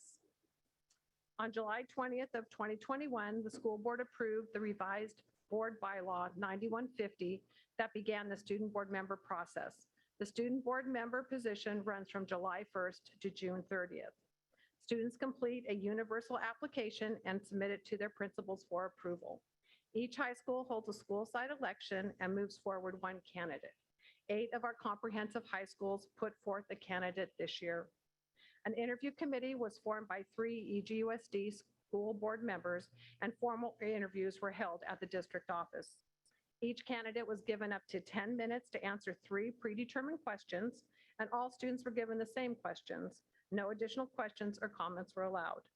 The selection committee reviewed the candidates' applications, and after the interviews, the committee selected a candidate for recommendation to the board, which I'll tell you in a few minutes. But before we go there, I want to talk a little bit about a process review. Every year we learn something new about this. Since this is our second time with the student board member elections, and with the goal of constant improvement, Ms. Ross and I met with the interviewing board members after the interviews. And of course, the following week, we met with the current student board member, Ms. Jamie, and our 21-22 candidates and 22-23 candidates at a celebratory dinner to get input on the process. This review gave us an opportunity to identify what went well and areas of growth. And I'm happy to say we'll have some new things to be adapted and implemented in the next election cycle. With that now, I'm happy to say there's one candidate that all 3 of the interviewees agreed upon, and I would like to introduce Oliver Track.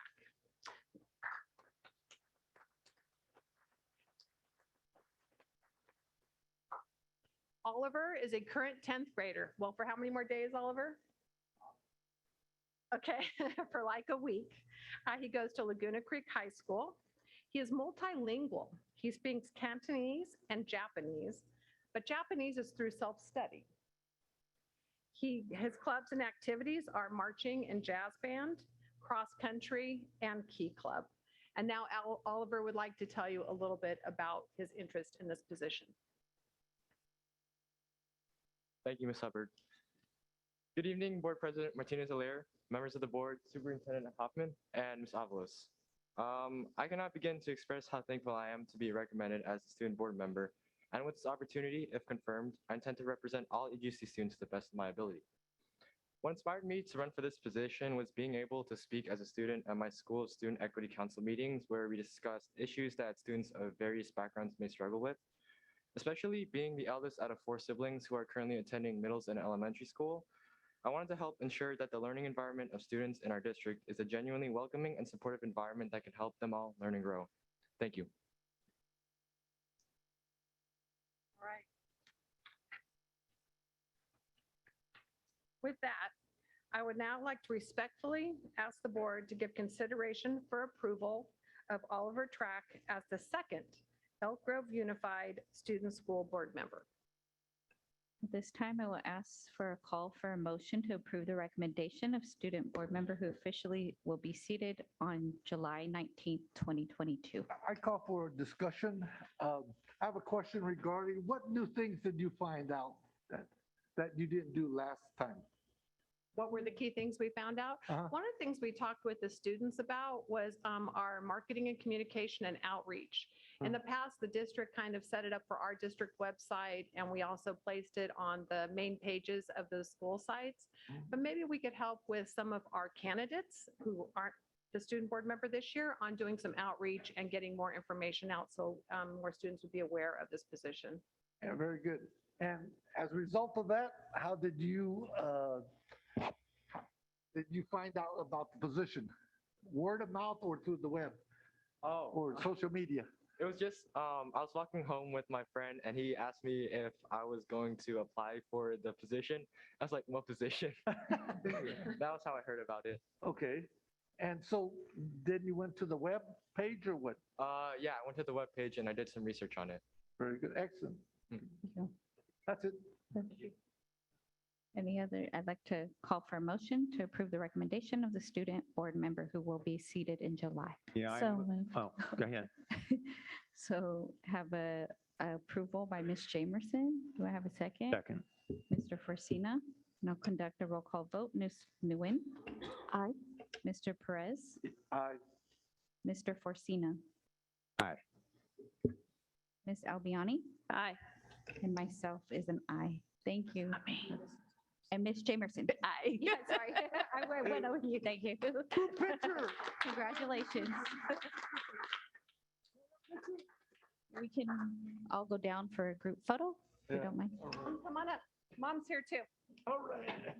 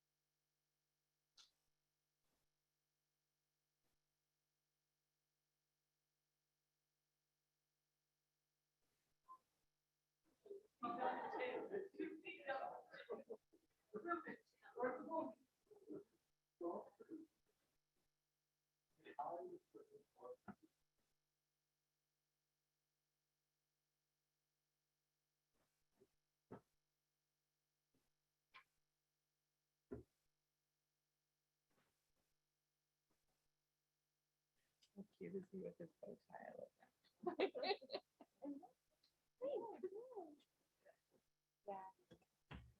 So I'd like to go back to the next item up, which is bargaining units. Are there any bargaining units who wish to address the board? None? Okay. See none at this time. I'll move on to the discussion item. Item 1, please note that the student bill rights item will be brought back to a future board meeting. And then the second discussion item is the Governmental Financial Strategies Joint Powers Authority, and I'd like to call on Mr. Rob Pierce. Thank you very much, President Martinez-Alir, members of the board, Superintendent Hoffman, and Ms. Avalos. I am very pleased tonight to be sharing an exciting opportunity to be part of a new and unique Joint Powers Authority, one that we believe will bring added value to the district and to the K-12 municipal marketplace for local education agencies. Staff has completed a due diligence phase for consideration of the formation and potential membership in this Joint Powers Authority for financial advisor services, which entails teaming up with other fiscally prudent and like-minded public entities, as well as government financial strategies. I did want for the board and the community to be aware that the initial group that is entertaining forming this Joint Powers Authority is one, Elk Grove Unified. We have that opportunity. Tonight's just a discussion item. Capistrano Unified School District, who is taking similar discussions tomorrow and then possible action June 15th. Davis Joint Unified School District, Kern County Office of Education, who has already approved the agreement. And I think it's noteworthy that Kern County is also the home of FCMAT, which is the Fiscal Crisis Management and Assistance Team. Santa Clara Unified School District, Sacramento County Office of Ed, who's expected to take action on the agreement tonight, as well as Schools Insurance Authority. As the board's aware, the district has successfully worked with government financial strategies for a number of years. This successful relationship has resulted in numerous fiscally solvent and beneficial financial endeavors for our district at the best value, utilizing best practices, and at the least possible cost to the district, and more importantly, the taxpayers. The formation of the government financial strategies JPA will ensure that GFS's continued ethical, fiscal, and solvent standards, as well as best practices, will be perpetually sustained, while also ensuring that its members have the same interests and goals. If approved by the Board of Education, the Elk Grove Unified School District will formally become a founding member in the JPA, and what that means is that the district will have a perpetual seat on the Board of Directors. This will afford the district additional opportunities and benefits, including governance and direction of the JPA. The overall goal and vision of the GFS JPA is to meet the ongoing needs of its members by assisting LEAs with their financial matters, again, using best practices for the fiscal benefit of those districts and the taxpayers that support them. The JPA will operate with full transparency, be subject, I should say, to the Ralph N. Brown Act, and ensure that the public trust is maintained. If the district does become a member, the JPA will provide the district with all of the existing services and supports it currently receives from GFS. Aside from the general interest to continue working with government financial strategies and its staff, which will only be possible if you are a member of the JPA, staff believes there's a significant benefit in becoming a founding member on the JPA, again, ensuring that the district will have a perpetual seat on the board.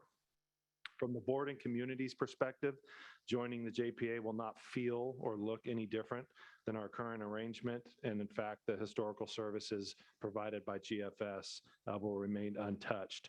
Again, just with the added benefit of us being able to give direct input in governments of the authority. It's important to note that Lozano Smith has been working very closely with myself and staff during our due diligence period, and so too a comprehensive legal team made up of Fagan, Friedman, and Fullfrost, as well as school legal services by way of the Kern County Office of Education, as well as the Downey Brand law firm, have all been actively involved in the development of this JPA. This will be back before the board for action on June 14th, and I would entertain any questions or concerns that the board has, and hopefully I can address those for you. I'd like to start with any questions or comments. Ms. Nguyen? I have no questions. Thank you. Ms. Jamerson? I have no questions at this time. Thanks. Mr. Perez? How would this be different from the school services? So school services doesn't provide municipal financing services for school districts. So the law does require, whenever we're doing a significant financial transaction, that we do have an independent financial advisor who oversees that transaction. School services doesn't provide those type of municipal bond or other financing services. So government financial strategies, the board will call Ms. Lori Ranieri, who's come before you on multiple occasions. What will be happening here, Mr. Perez, is this authority made up of the school districts that I mentioned and county offices of ed. Essentially, that authority is going to buy that company, and then that company becomes staff to the authority. The woman's company that provided a consultation last time. That They're is going to buy correct. them out. She's been providing financial services to our district for Right. at least a decade. Why wasn't that put in the report? It's in your report. Okay.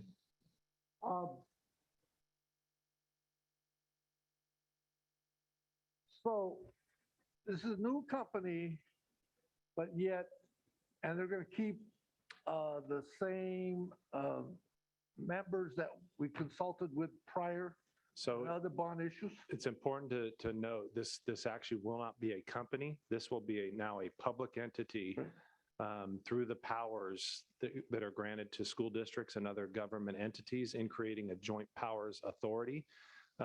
Not uncommon from our existing insurance authority.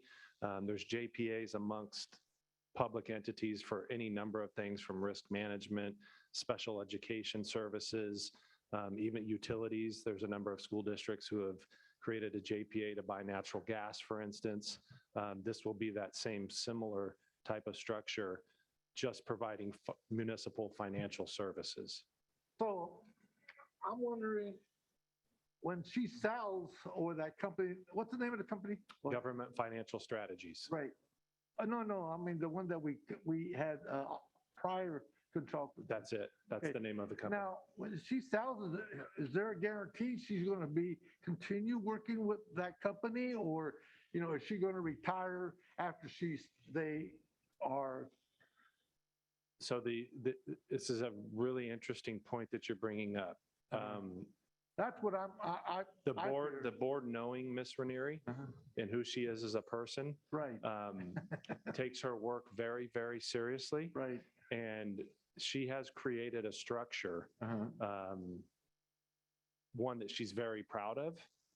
And this is my opinion. This is not hers. I don't want to speak for her, but in doing this way, it ensures in perpetuity because of the founding member districts that will ensure that those same practices and approaches to financial deals will remain in place through this JPA. It will be her as the executive officer of that company, as well as her existing staff that becomes staff to the JPA. Yeah, that's the only concern I have. Other than that, and would the cost of services go down as a result of this, most likely, right? Yeah, so the thought in a joint powers authority is by pooling all of our similar interests, that the services are provided more efficiently and more cost effectively. Yeah, like I said, I'm more concerned with the quality of services and she be there because she has a good track record. That's it. Yep. Okay. That's it. She will be there. She hasn't found the fountain of youth yet. And I think that this is, I didn't want to say that. This is part of her structure in mind of ensuring that essentially the mindset around her approach will be held in place through this JPA regardless of what becomes of her down the road. I think that's the easiest, most fair way to put it. Thank you very much. Thank you. Mr. Forcina, any comments or questions? Yeah, I have no questions by way of comment. I have always been a supporter of JPAs and the public agencies. The ethical way in which those agreements are developed, to me, are very worthwhile. Yep. Because you and your team have put this together. I trust in it, and I have no questions. Thank you for that. And this is a multitude of teams. And again, having the county offices of ed involved with Sacramento County Office of Ed, as well as Kern County, that's a very significant thing.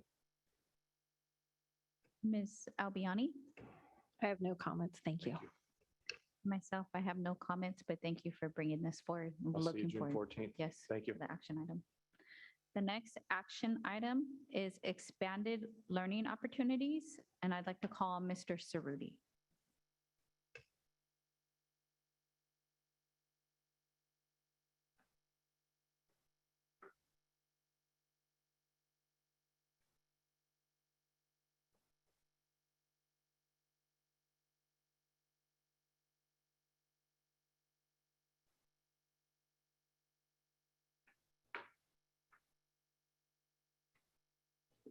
Good evening, and thank you, Madam President, members of the board, Superintendent Hoffman, and Ms. Avalos.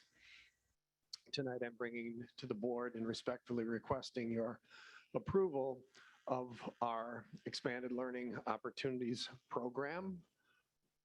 And so, there we go. Just a very brief reminder of the timeline and the process we've used to provide the board and our community information about the plan, both about the plan content, but also about the requirements. We had the first presentation on April 19th, a presentation on the 3rd. We posted the plan for public comment, and this evening is when we are bringing it for approval with the hopes we receive that approval and we can thus begin accessing those funds and putting our plan into action. And Superintendent Hoffman has said, I believe, multiple times over the course of these presentations, and he's very accurate in describing it as building a plane while flying, and that's not necessarily a negative comment at all. It is reality. And I say that because keeping the board updated, whether it's through board communications or periodic updates, presentations to the board, will be something that we will be doing not only over the coming months, but the coming years. And with that, I respectfully request the board give consideration of approval of the plan. Thank you. This time, I'd like to call for a motion to approve for the question? Expanded Learning Opportunities Program Plan. And Discussion? then we can do the motion and then go through if there's any comments, if that's okay with you. Discussion? Yes. So I called for a motion. Oh. So moved.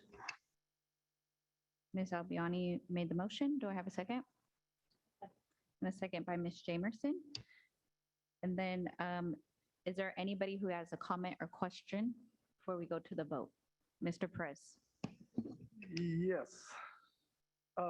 Last presentation, you mentioned you were going to get a community input. Was there a community input?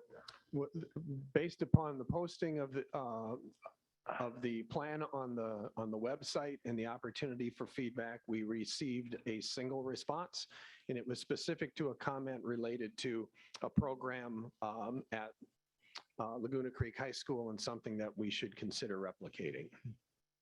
Which was? Pardon? It was a general statement about similar programs at Laguna Creek High School. And so that was the single response that we got. Okay. The other concern I have is data reporting and progress and outcomes. That's very important. I went to the website, the state of California, Department of Education. That's what they're concerned, and possible amendments or changes to the grant or to the program. And I like to see that happen because I'm very concerned of outcomes, especially in these geographical areas. There is a lot of money is going to be invested in our students, and we need to monitor that very closely. Agreed. And as Ms. Sipes has spoken to, our ACES grants and the programs that we currently have fairly robust. I'd consider them to be robust progress reporting and monitoring and data systems in place. But we will certainly meet the state requirement, and I don't want to guarantee we're going to exceed because based upon what may transpire, it could actually be sufficient. But she and I will be working with Superintendent Hoffman in terms of not just ensuring that we're meeting the state requirement, but also that we're providing the board regular updates through board communications. And Mr. Perez, I know you're oftentimes saying that board communications are information that you receive on Fridays. We'll be looking at what is an adequate frequency of time to be bringing updates to the board. We certainly will be providing the board an update on our summer program that's coming up. And I could see us doing a couple of updates a year or more frequently, depending upon progress and actions that are taken. This is an extremely, for lack of a better term, it's a big deal. There's a tremendous amount of money and tremendous opportunity with this program. And so I can assure you that we'll be keeping the board adequately updated in terms of progress being made, but also just in terms of the data sets that we're generating and using for program evaluation. And I did discover that also this 22-23 academic year that we're on the list to do on-site review. Is that going to be? What? For the FPM. Through the FPM process. Yes.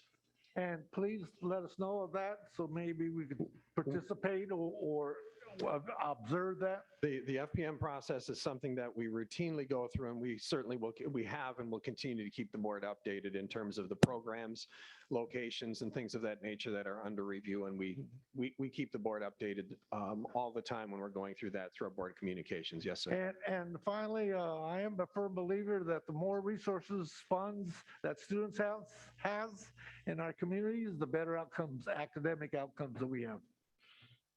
Okay. Seeing no other hands or comments, I would like to conduct a roll call vote. We have a first and a second. Ms. Nguyen? Aye. Mr. Perez? Yes. Mr. Forcina? Aye. Ms. Albiani? Aye. Ms. Jamerson? Aye. And myself is an aye. Thank you, ma'am. The next item, I'd like to call on Anne-Marie Xing to present the declaration of need for fully qualified educators for 2022-2023. Good evening, Madam Board President, Dr. Martinez-Alera, members of the board, Superintendent Hoffman, and Ms. Avalos. I'm here to request the board to approve the declaration of need for fully qualified educators for 2022 and 2023 as required by the California Commission on Teacher Credentialing. The district is fully committed to hiring fully qualified educators to meet the needs of our students. However, on some occasions, we may need to request various types of emergency or limited assignment permits to meet the specific needs where we are not able to find teachers who hold the appropriate authorizations. This declaration allows us to ask for those types of emergency or limited term assignment permits from CTC. So with that, I'm requesting the board to approve and adopt the declaration of need for fully qualified educators for 2022-23 as required by the California Commission on Teaching Credential. I'd like to call for a motion to approve the declaration of the need for fully qualified educators for 2022-2023 as required by the California Commission on Teacher Credentialing. Second. Moved in second. I'll conduct a roll call vote. Discussion. Does anybody else have an item to discuss relating to this? Mr. Perez? This is the actual process for, is it a process for emergency permits, emergency teachers permits? I'm sorry, can you ask that question again, Mr. Perez? This process that we're doing, I have another word for it. Is there a process for emergency teacher permits? It is a process we undertake so that once the board adopts that, then if we have a situation where we need an emergency permit, we have this on file and we are able to request a permit for that individual because we have board approval to do that. So this is the first step in order to get emergency permits for teachers that we do not or need in the next fiscal year. I mean, it's next academic year, correct? That is correct. That's what I thought. Okay, so hold on there.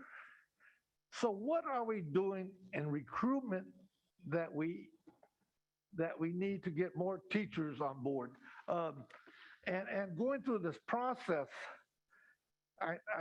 looking at it, looks like we're not, for instance, it says that it's asking us, are we presently training new teachers though, on page 4. If it says efforts to certify, assign, and develop fully qualified personnel. We need, if yes, and we said yes, does your agency participation in a commission-approved college or university internship program?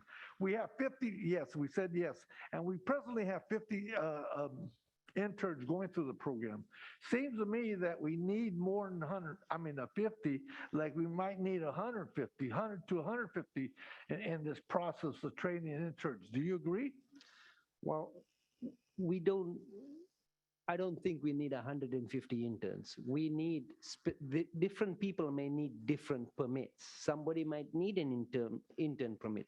Somebody else might need a short-term permit. Somebody might need a different type of permit because they are coming behind a teacher who's on a leave of absence. This establishes the process. Like I said, our first intent is always to get fully qualified credentialed teachers. In the case we are not able to find one, if that person is eligible to teach with a different type of permit, which is not a fully credentialed permit, then this process enables us to get that special permit for that individual teacher so that they can teach for us for the next school year. Yeah, Mr. Perez, just one piece. So it really is just anticipating in a challenging hiring market. And when there's a shortage of teachers coming out of programs and those kinds of things, we're anticipating the need for this. And so we have to have board approval so that we're ready to implement it as quickly as we can to be able to go straight to CTC. Because if we discovered the issue and didn't have this on file, we have to wait for a board meeting, have the board take action on this, and then go and do the application for the individuals. This just gives us the flexibility based on the need that we know is there. This declares in Elk Grove Unified, we need to have this in place so that we can fill needs as quickly with as qualified people as we can. Well, you mentioned on page 3 or 4, we need a possible type of limited assignment permits. The total is 220. And so you're already predicting that we're gonna need 220, the possible, most likely, and that's a justification to go through this process. So in other words, and then when I see BC about recruitment and retention of staff and the numbers I've seen in that BC, we need, and I support, in-house internship training within Elk Grove Unified School District, which Mr. Hoffman supports. He mentioned to us once, or more than once, that we need to train in-house teachers so we could get good quality teachers for our students. But yet, it seems like the institutions out there that we have agreements with are not producing, or the agreements that we have with these institutions, the education training institutions, are not producing what we would need. So what's the alternative to do that? So I know that you're looking at that number. That doesn't mean that's the number of people we will need or we will, like I said, our intent is always to get fully credentialed teachers. This is just so that we have a safety net. Yes, I understand that. We don't have to come back ever again to the board during the whole school year. That if we need somebody who needs a permit, we have the ability to do that. Better to give an overestimate at this time because we can't accurately give the numbers. That is correct. And that's a separate issue with the retention, recruitment. Yeah, that's a separate issue. So we're just addressing this contract at this time. Absolutely. But are you saying, okay, let me ask you this. On page 4, it states that if yes, each college, university which you participate in an internship program, and you mentioned about maybe 20 institutions, are they generating enough teachers for our district? Well, they're generating not just for our district, they're generating for all of us. Yes, I know, yes, but yet we are concerned about having qualified, 100% qualified teachers, not emergency credential teachers, in which what I've seen in the district are being assigned to area 1, area 3, more so than other areas. I don't believe that's true, sir. Well, let's do some research. If we Show me the data. if we can stay on the item Yes. at hand, Show because me the data. we're not discussing the other Show me the areas, data. Mr. Perez. So the Want to put a meeting colleges together, I'd be happy to do that. one-on-one Yes, separately. I request the data because I see, okay, there's the William report, you know. So we're staying on this item right here. Do you have specific questions regarding anything else regarding the internship program for this item? Well, it's a known fact in the community that area 1 and 3 So get a high volume. I just want to go back to the item at hand. So credential if there's permit questions or teachers. comments to the item at hand, please. Yes, that's part of the issue. That's what I'm concerned about. It's not true, sir. We've been sent paperwork that proves that's not true. Let's Please see stick to the data. contract. So can we We go can back provide to the you the data. contract? Yes. Thank you. And so that's what I'm concerned about. My concern is that in area 1 to 3, we do not have an overabundance of substitute teachers and emergency credential teachers. Understood. Thank you. Thank you. So I'd like to conduct a roll call vote. We had a first and a second. Ms. Nguyen? Aye. Mr. Forcina? Definitely aye. Ms. Albiani? Aye. Ms. Jamerson? Aye. Mr. Perez? Yes, and I like to see the data. And an aye for myself. Friend study. Thank you. Thank you. Thank you. The next item is public hearing action items for the tentative agreements between Elk Grove Unified School District and the California School Employees Association and its Elk Grove chapter number 831 CSEA 2020-2021 reopener negotiations of the 2021-2022 successor negotiations. I'd like to call Mr. Riley. Thank you, President Martinez-Leary, members of the board, Superintendent Hoffman, Ms. Avalos. The tentative agreements between the Elk Grove Unified School District and the California School Employees Association and its Elk Grove chapter number 831 CSEA have been ratified by a vote of the CSEA membership, and the AB 1200 review has been approved by the Sacramento County Office of Education. The AB 1200 report, which provides the financial analysis of the tentative agreements, is attached and was submitted to SCOE for their review and was approved. As such, I'm asking for the board president to announce and open the public hearing with a request for anyone who wishes to speak to CSEA and its Elk Grove chapter 831 tentative agreements to come forward. And after listening to any speakers, have the president close the public hearing, and upon the closing of the hearing, ask the board to take action to approve or ratify the tentative agreements. So at this time, I'd like to open the public hearing and call on Ms. Soriano to see if there's any public comments via Zoom for this item.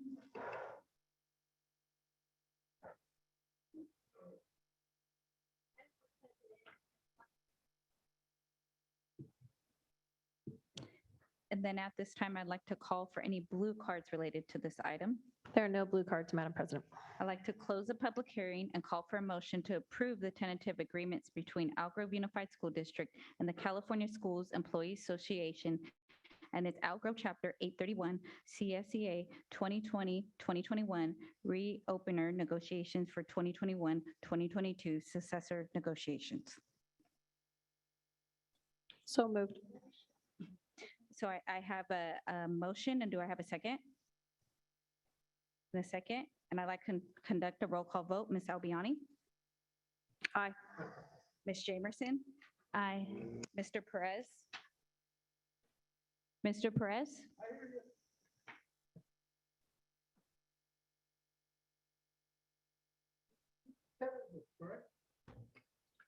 It's already been approved by the already been county, been approved. approved by the association by a vote. So now this is just the opportunity for the board to ratify it. Well, someplace I've seen tentative language. Well, it's Someplace- tentative until the board takes action. So it's a yes, a aye, or no? Yeah, they are very concerned about what the issues I have. we're conducting a vote right now, and in the middle of the vote, we're sticking to a aye or a yes or no, Mr. Perez. Yes. Thank you. Mr. Forcina. Aye. And myself is an aye. Thank you. The next item is a tentative agreement between Elk Grove Unified School District and the American Federation of State, County, and Municipal Employees Local 258, 2020, 2021, and 2021, 2022. Mr. Riley. Thank you again. The tentative agreement between the Elk Grove Unified School District and the American Federation of State, County, and Municipal Employees Local 258, AFSCME, for the 2021 and 21-22 school years has been ratified by a vote of the AFSCME membership, and the AB 1200 review has been approved by the Sacramento County Office of Education.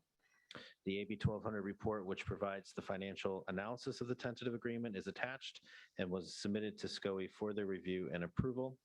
As such, I'm asking the board president to announce and open a public hearing with a request for anyone who wishes to speak to the AFSCME Employees Local 258 tentative agreement to please come forward. After listening to any speakers, I'm asking the board president to close the public hearing, and upon closing the public hearing, ask the board to take action to ratify the tentative agreement. I'd like to open the public hearing and call on Ms. Soriano to see if there's any public comments on Zoom relating to this item.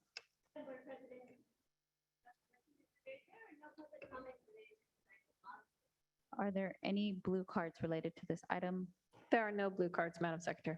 Seeing none, I'd like to close public hearing and call for a motion to approve the tentative agreement between Elk Grove Unified School District and the American Federation of State and County and Municipal Employees Local 258 AFSCME for the 2020, 2021, 2021, 2022. Do I have a motion? So moved. Have a first by Ms. Albiani. Do I have a second? I'll second. Ms. Jamerson, and I'll conduct a roll call vote. Ms. Albiani? Aye. Ms. Jamerson? Aye.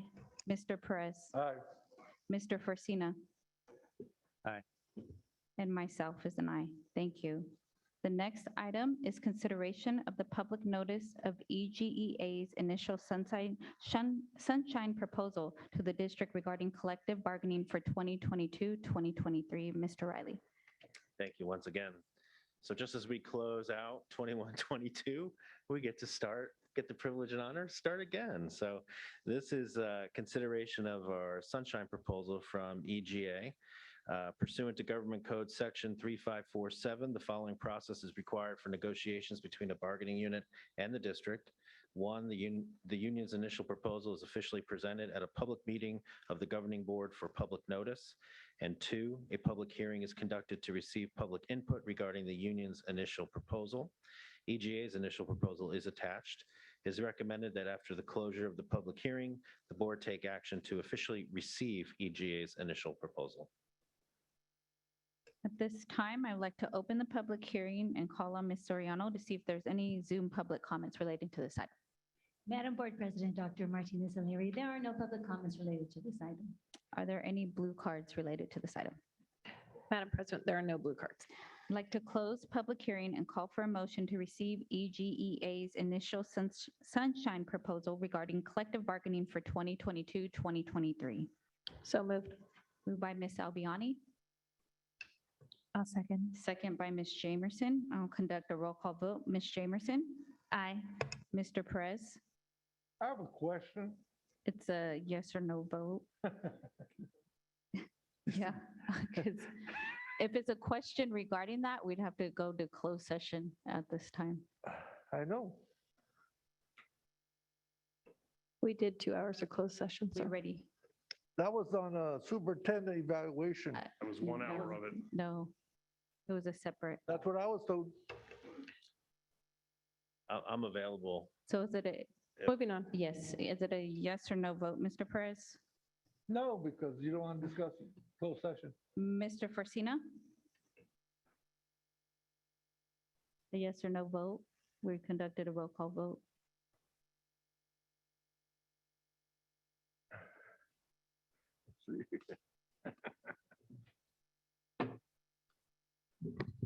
Before I vote, I need a clarification.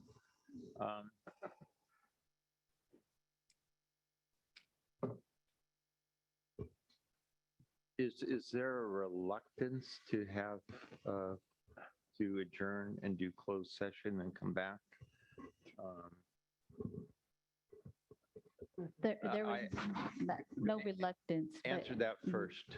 There is no reluctance, but that what matter was presented to us in the original closed session at the 4 PM to start time of this meeting. 6 p.m. Okay. Yeah.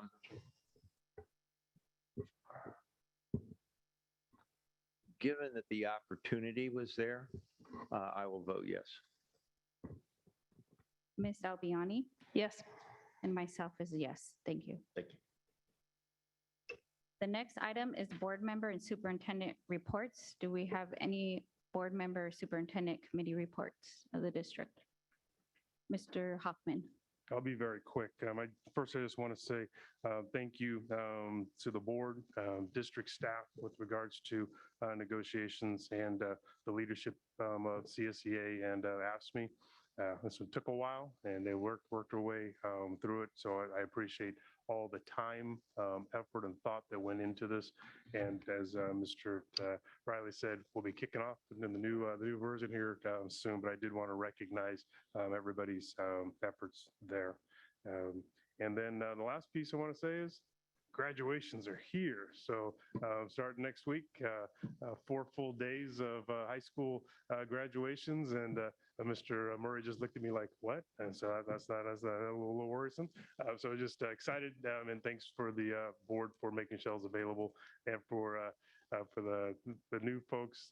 Jamie, you're gonna be worn out, but it's well worth the time. So just looking forward to it. Thank you. Jamerson, I just wanted to acknowledge that this is Jamie's last meeting, correct? No, okay, yet, oh, okay, not okay. yet. We didn't. Not yet. Yeah. She has 2 more meetings to June. You can't leave us yet. I don't see any other reports. Are there any items for future agenda items for consideration? Seeing none, Mr. Perez. And I guess I want to agenda items in closed session regarding suspensions, discipline of students in closed sessions. We have discussions on staff, but why don't we have discussions on the suspensions and disciplines of our students within closed sessions? This was done traditionally prior to Mr. Hoffman coming on board. And so, and what we see in our community, it's developing into a volcano. For future agenda items, we just take it as one sentence, and then I will conduct a roll call vote for this item to be presented. Mr. Forcina, yes or no on the future item? A clarification before I vote. Is Mr. Perez asking for a general discussion or a discussion that involves the names of students? Because a general discussion, to my knowledge, is not a closed session item. That is correct. And suspensions, individual suspensions are also not a closed session item. Right. Okay, I'd like to answer that. Expulsions. Prior to you coming on board, we had, as board members, discussed suspensions in closed session by the name of the same data, same information that we received Those in are our package. expulsions, Hold not on here, I haven't finished. Hold on here. We have received all that information, and we had discussions. We had the opportunity to ask questions of you and the other staff who were in charge of discipline and suspensions. It seems to me, hold on, I haven't finished. It seems to me we are kind of being led to get less information about these suspensions. And expulsions.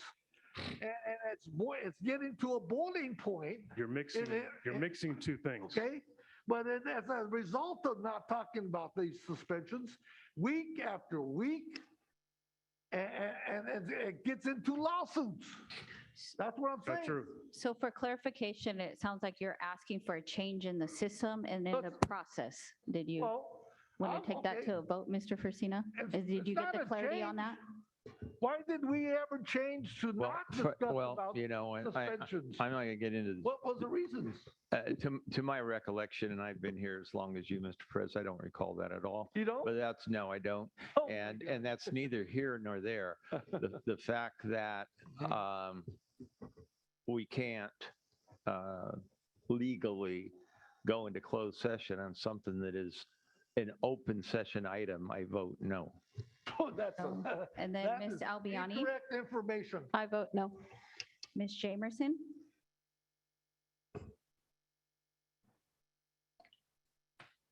For clarification, it's about discussing the particulars of each expulsion that are on our regular board agenda. Correct. We used to do that in closed session. And then after we Or no. discuss. Sorry. Okay, yeah, what? I vote yes. Mr. Perez? Yes to what? Yes to what your request is. Yes. And then myself is a no. Did you vote? Thank you. Ms. Nguyen cannot vote on this item. Thank you. Oh. So it's a no's that received it at this time. The next item is adjournment. So I would like to announce that it's 8:25 and I'd like to adjourn the meeting. Thank you, everyone. Yes.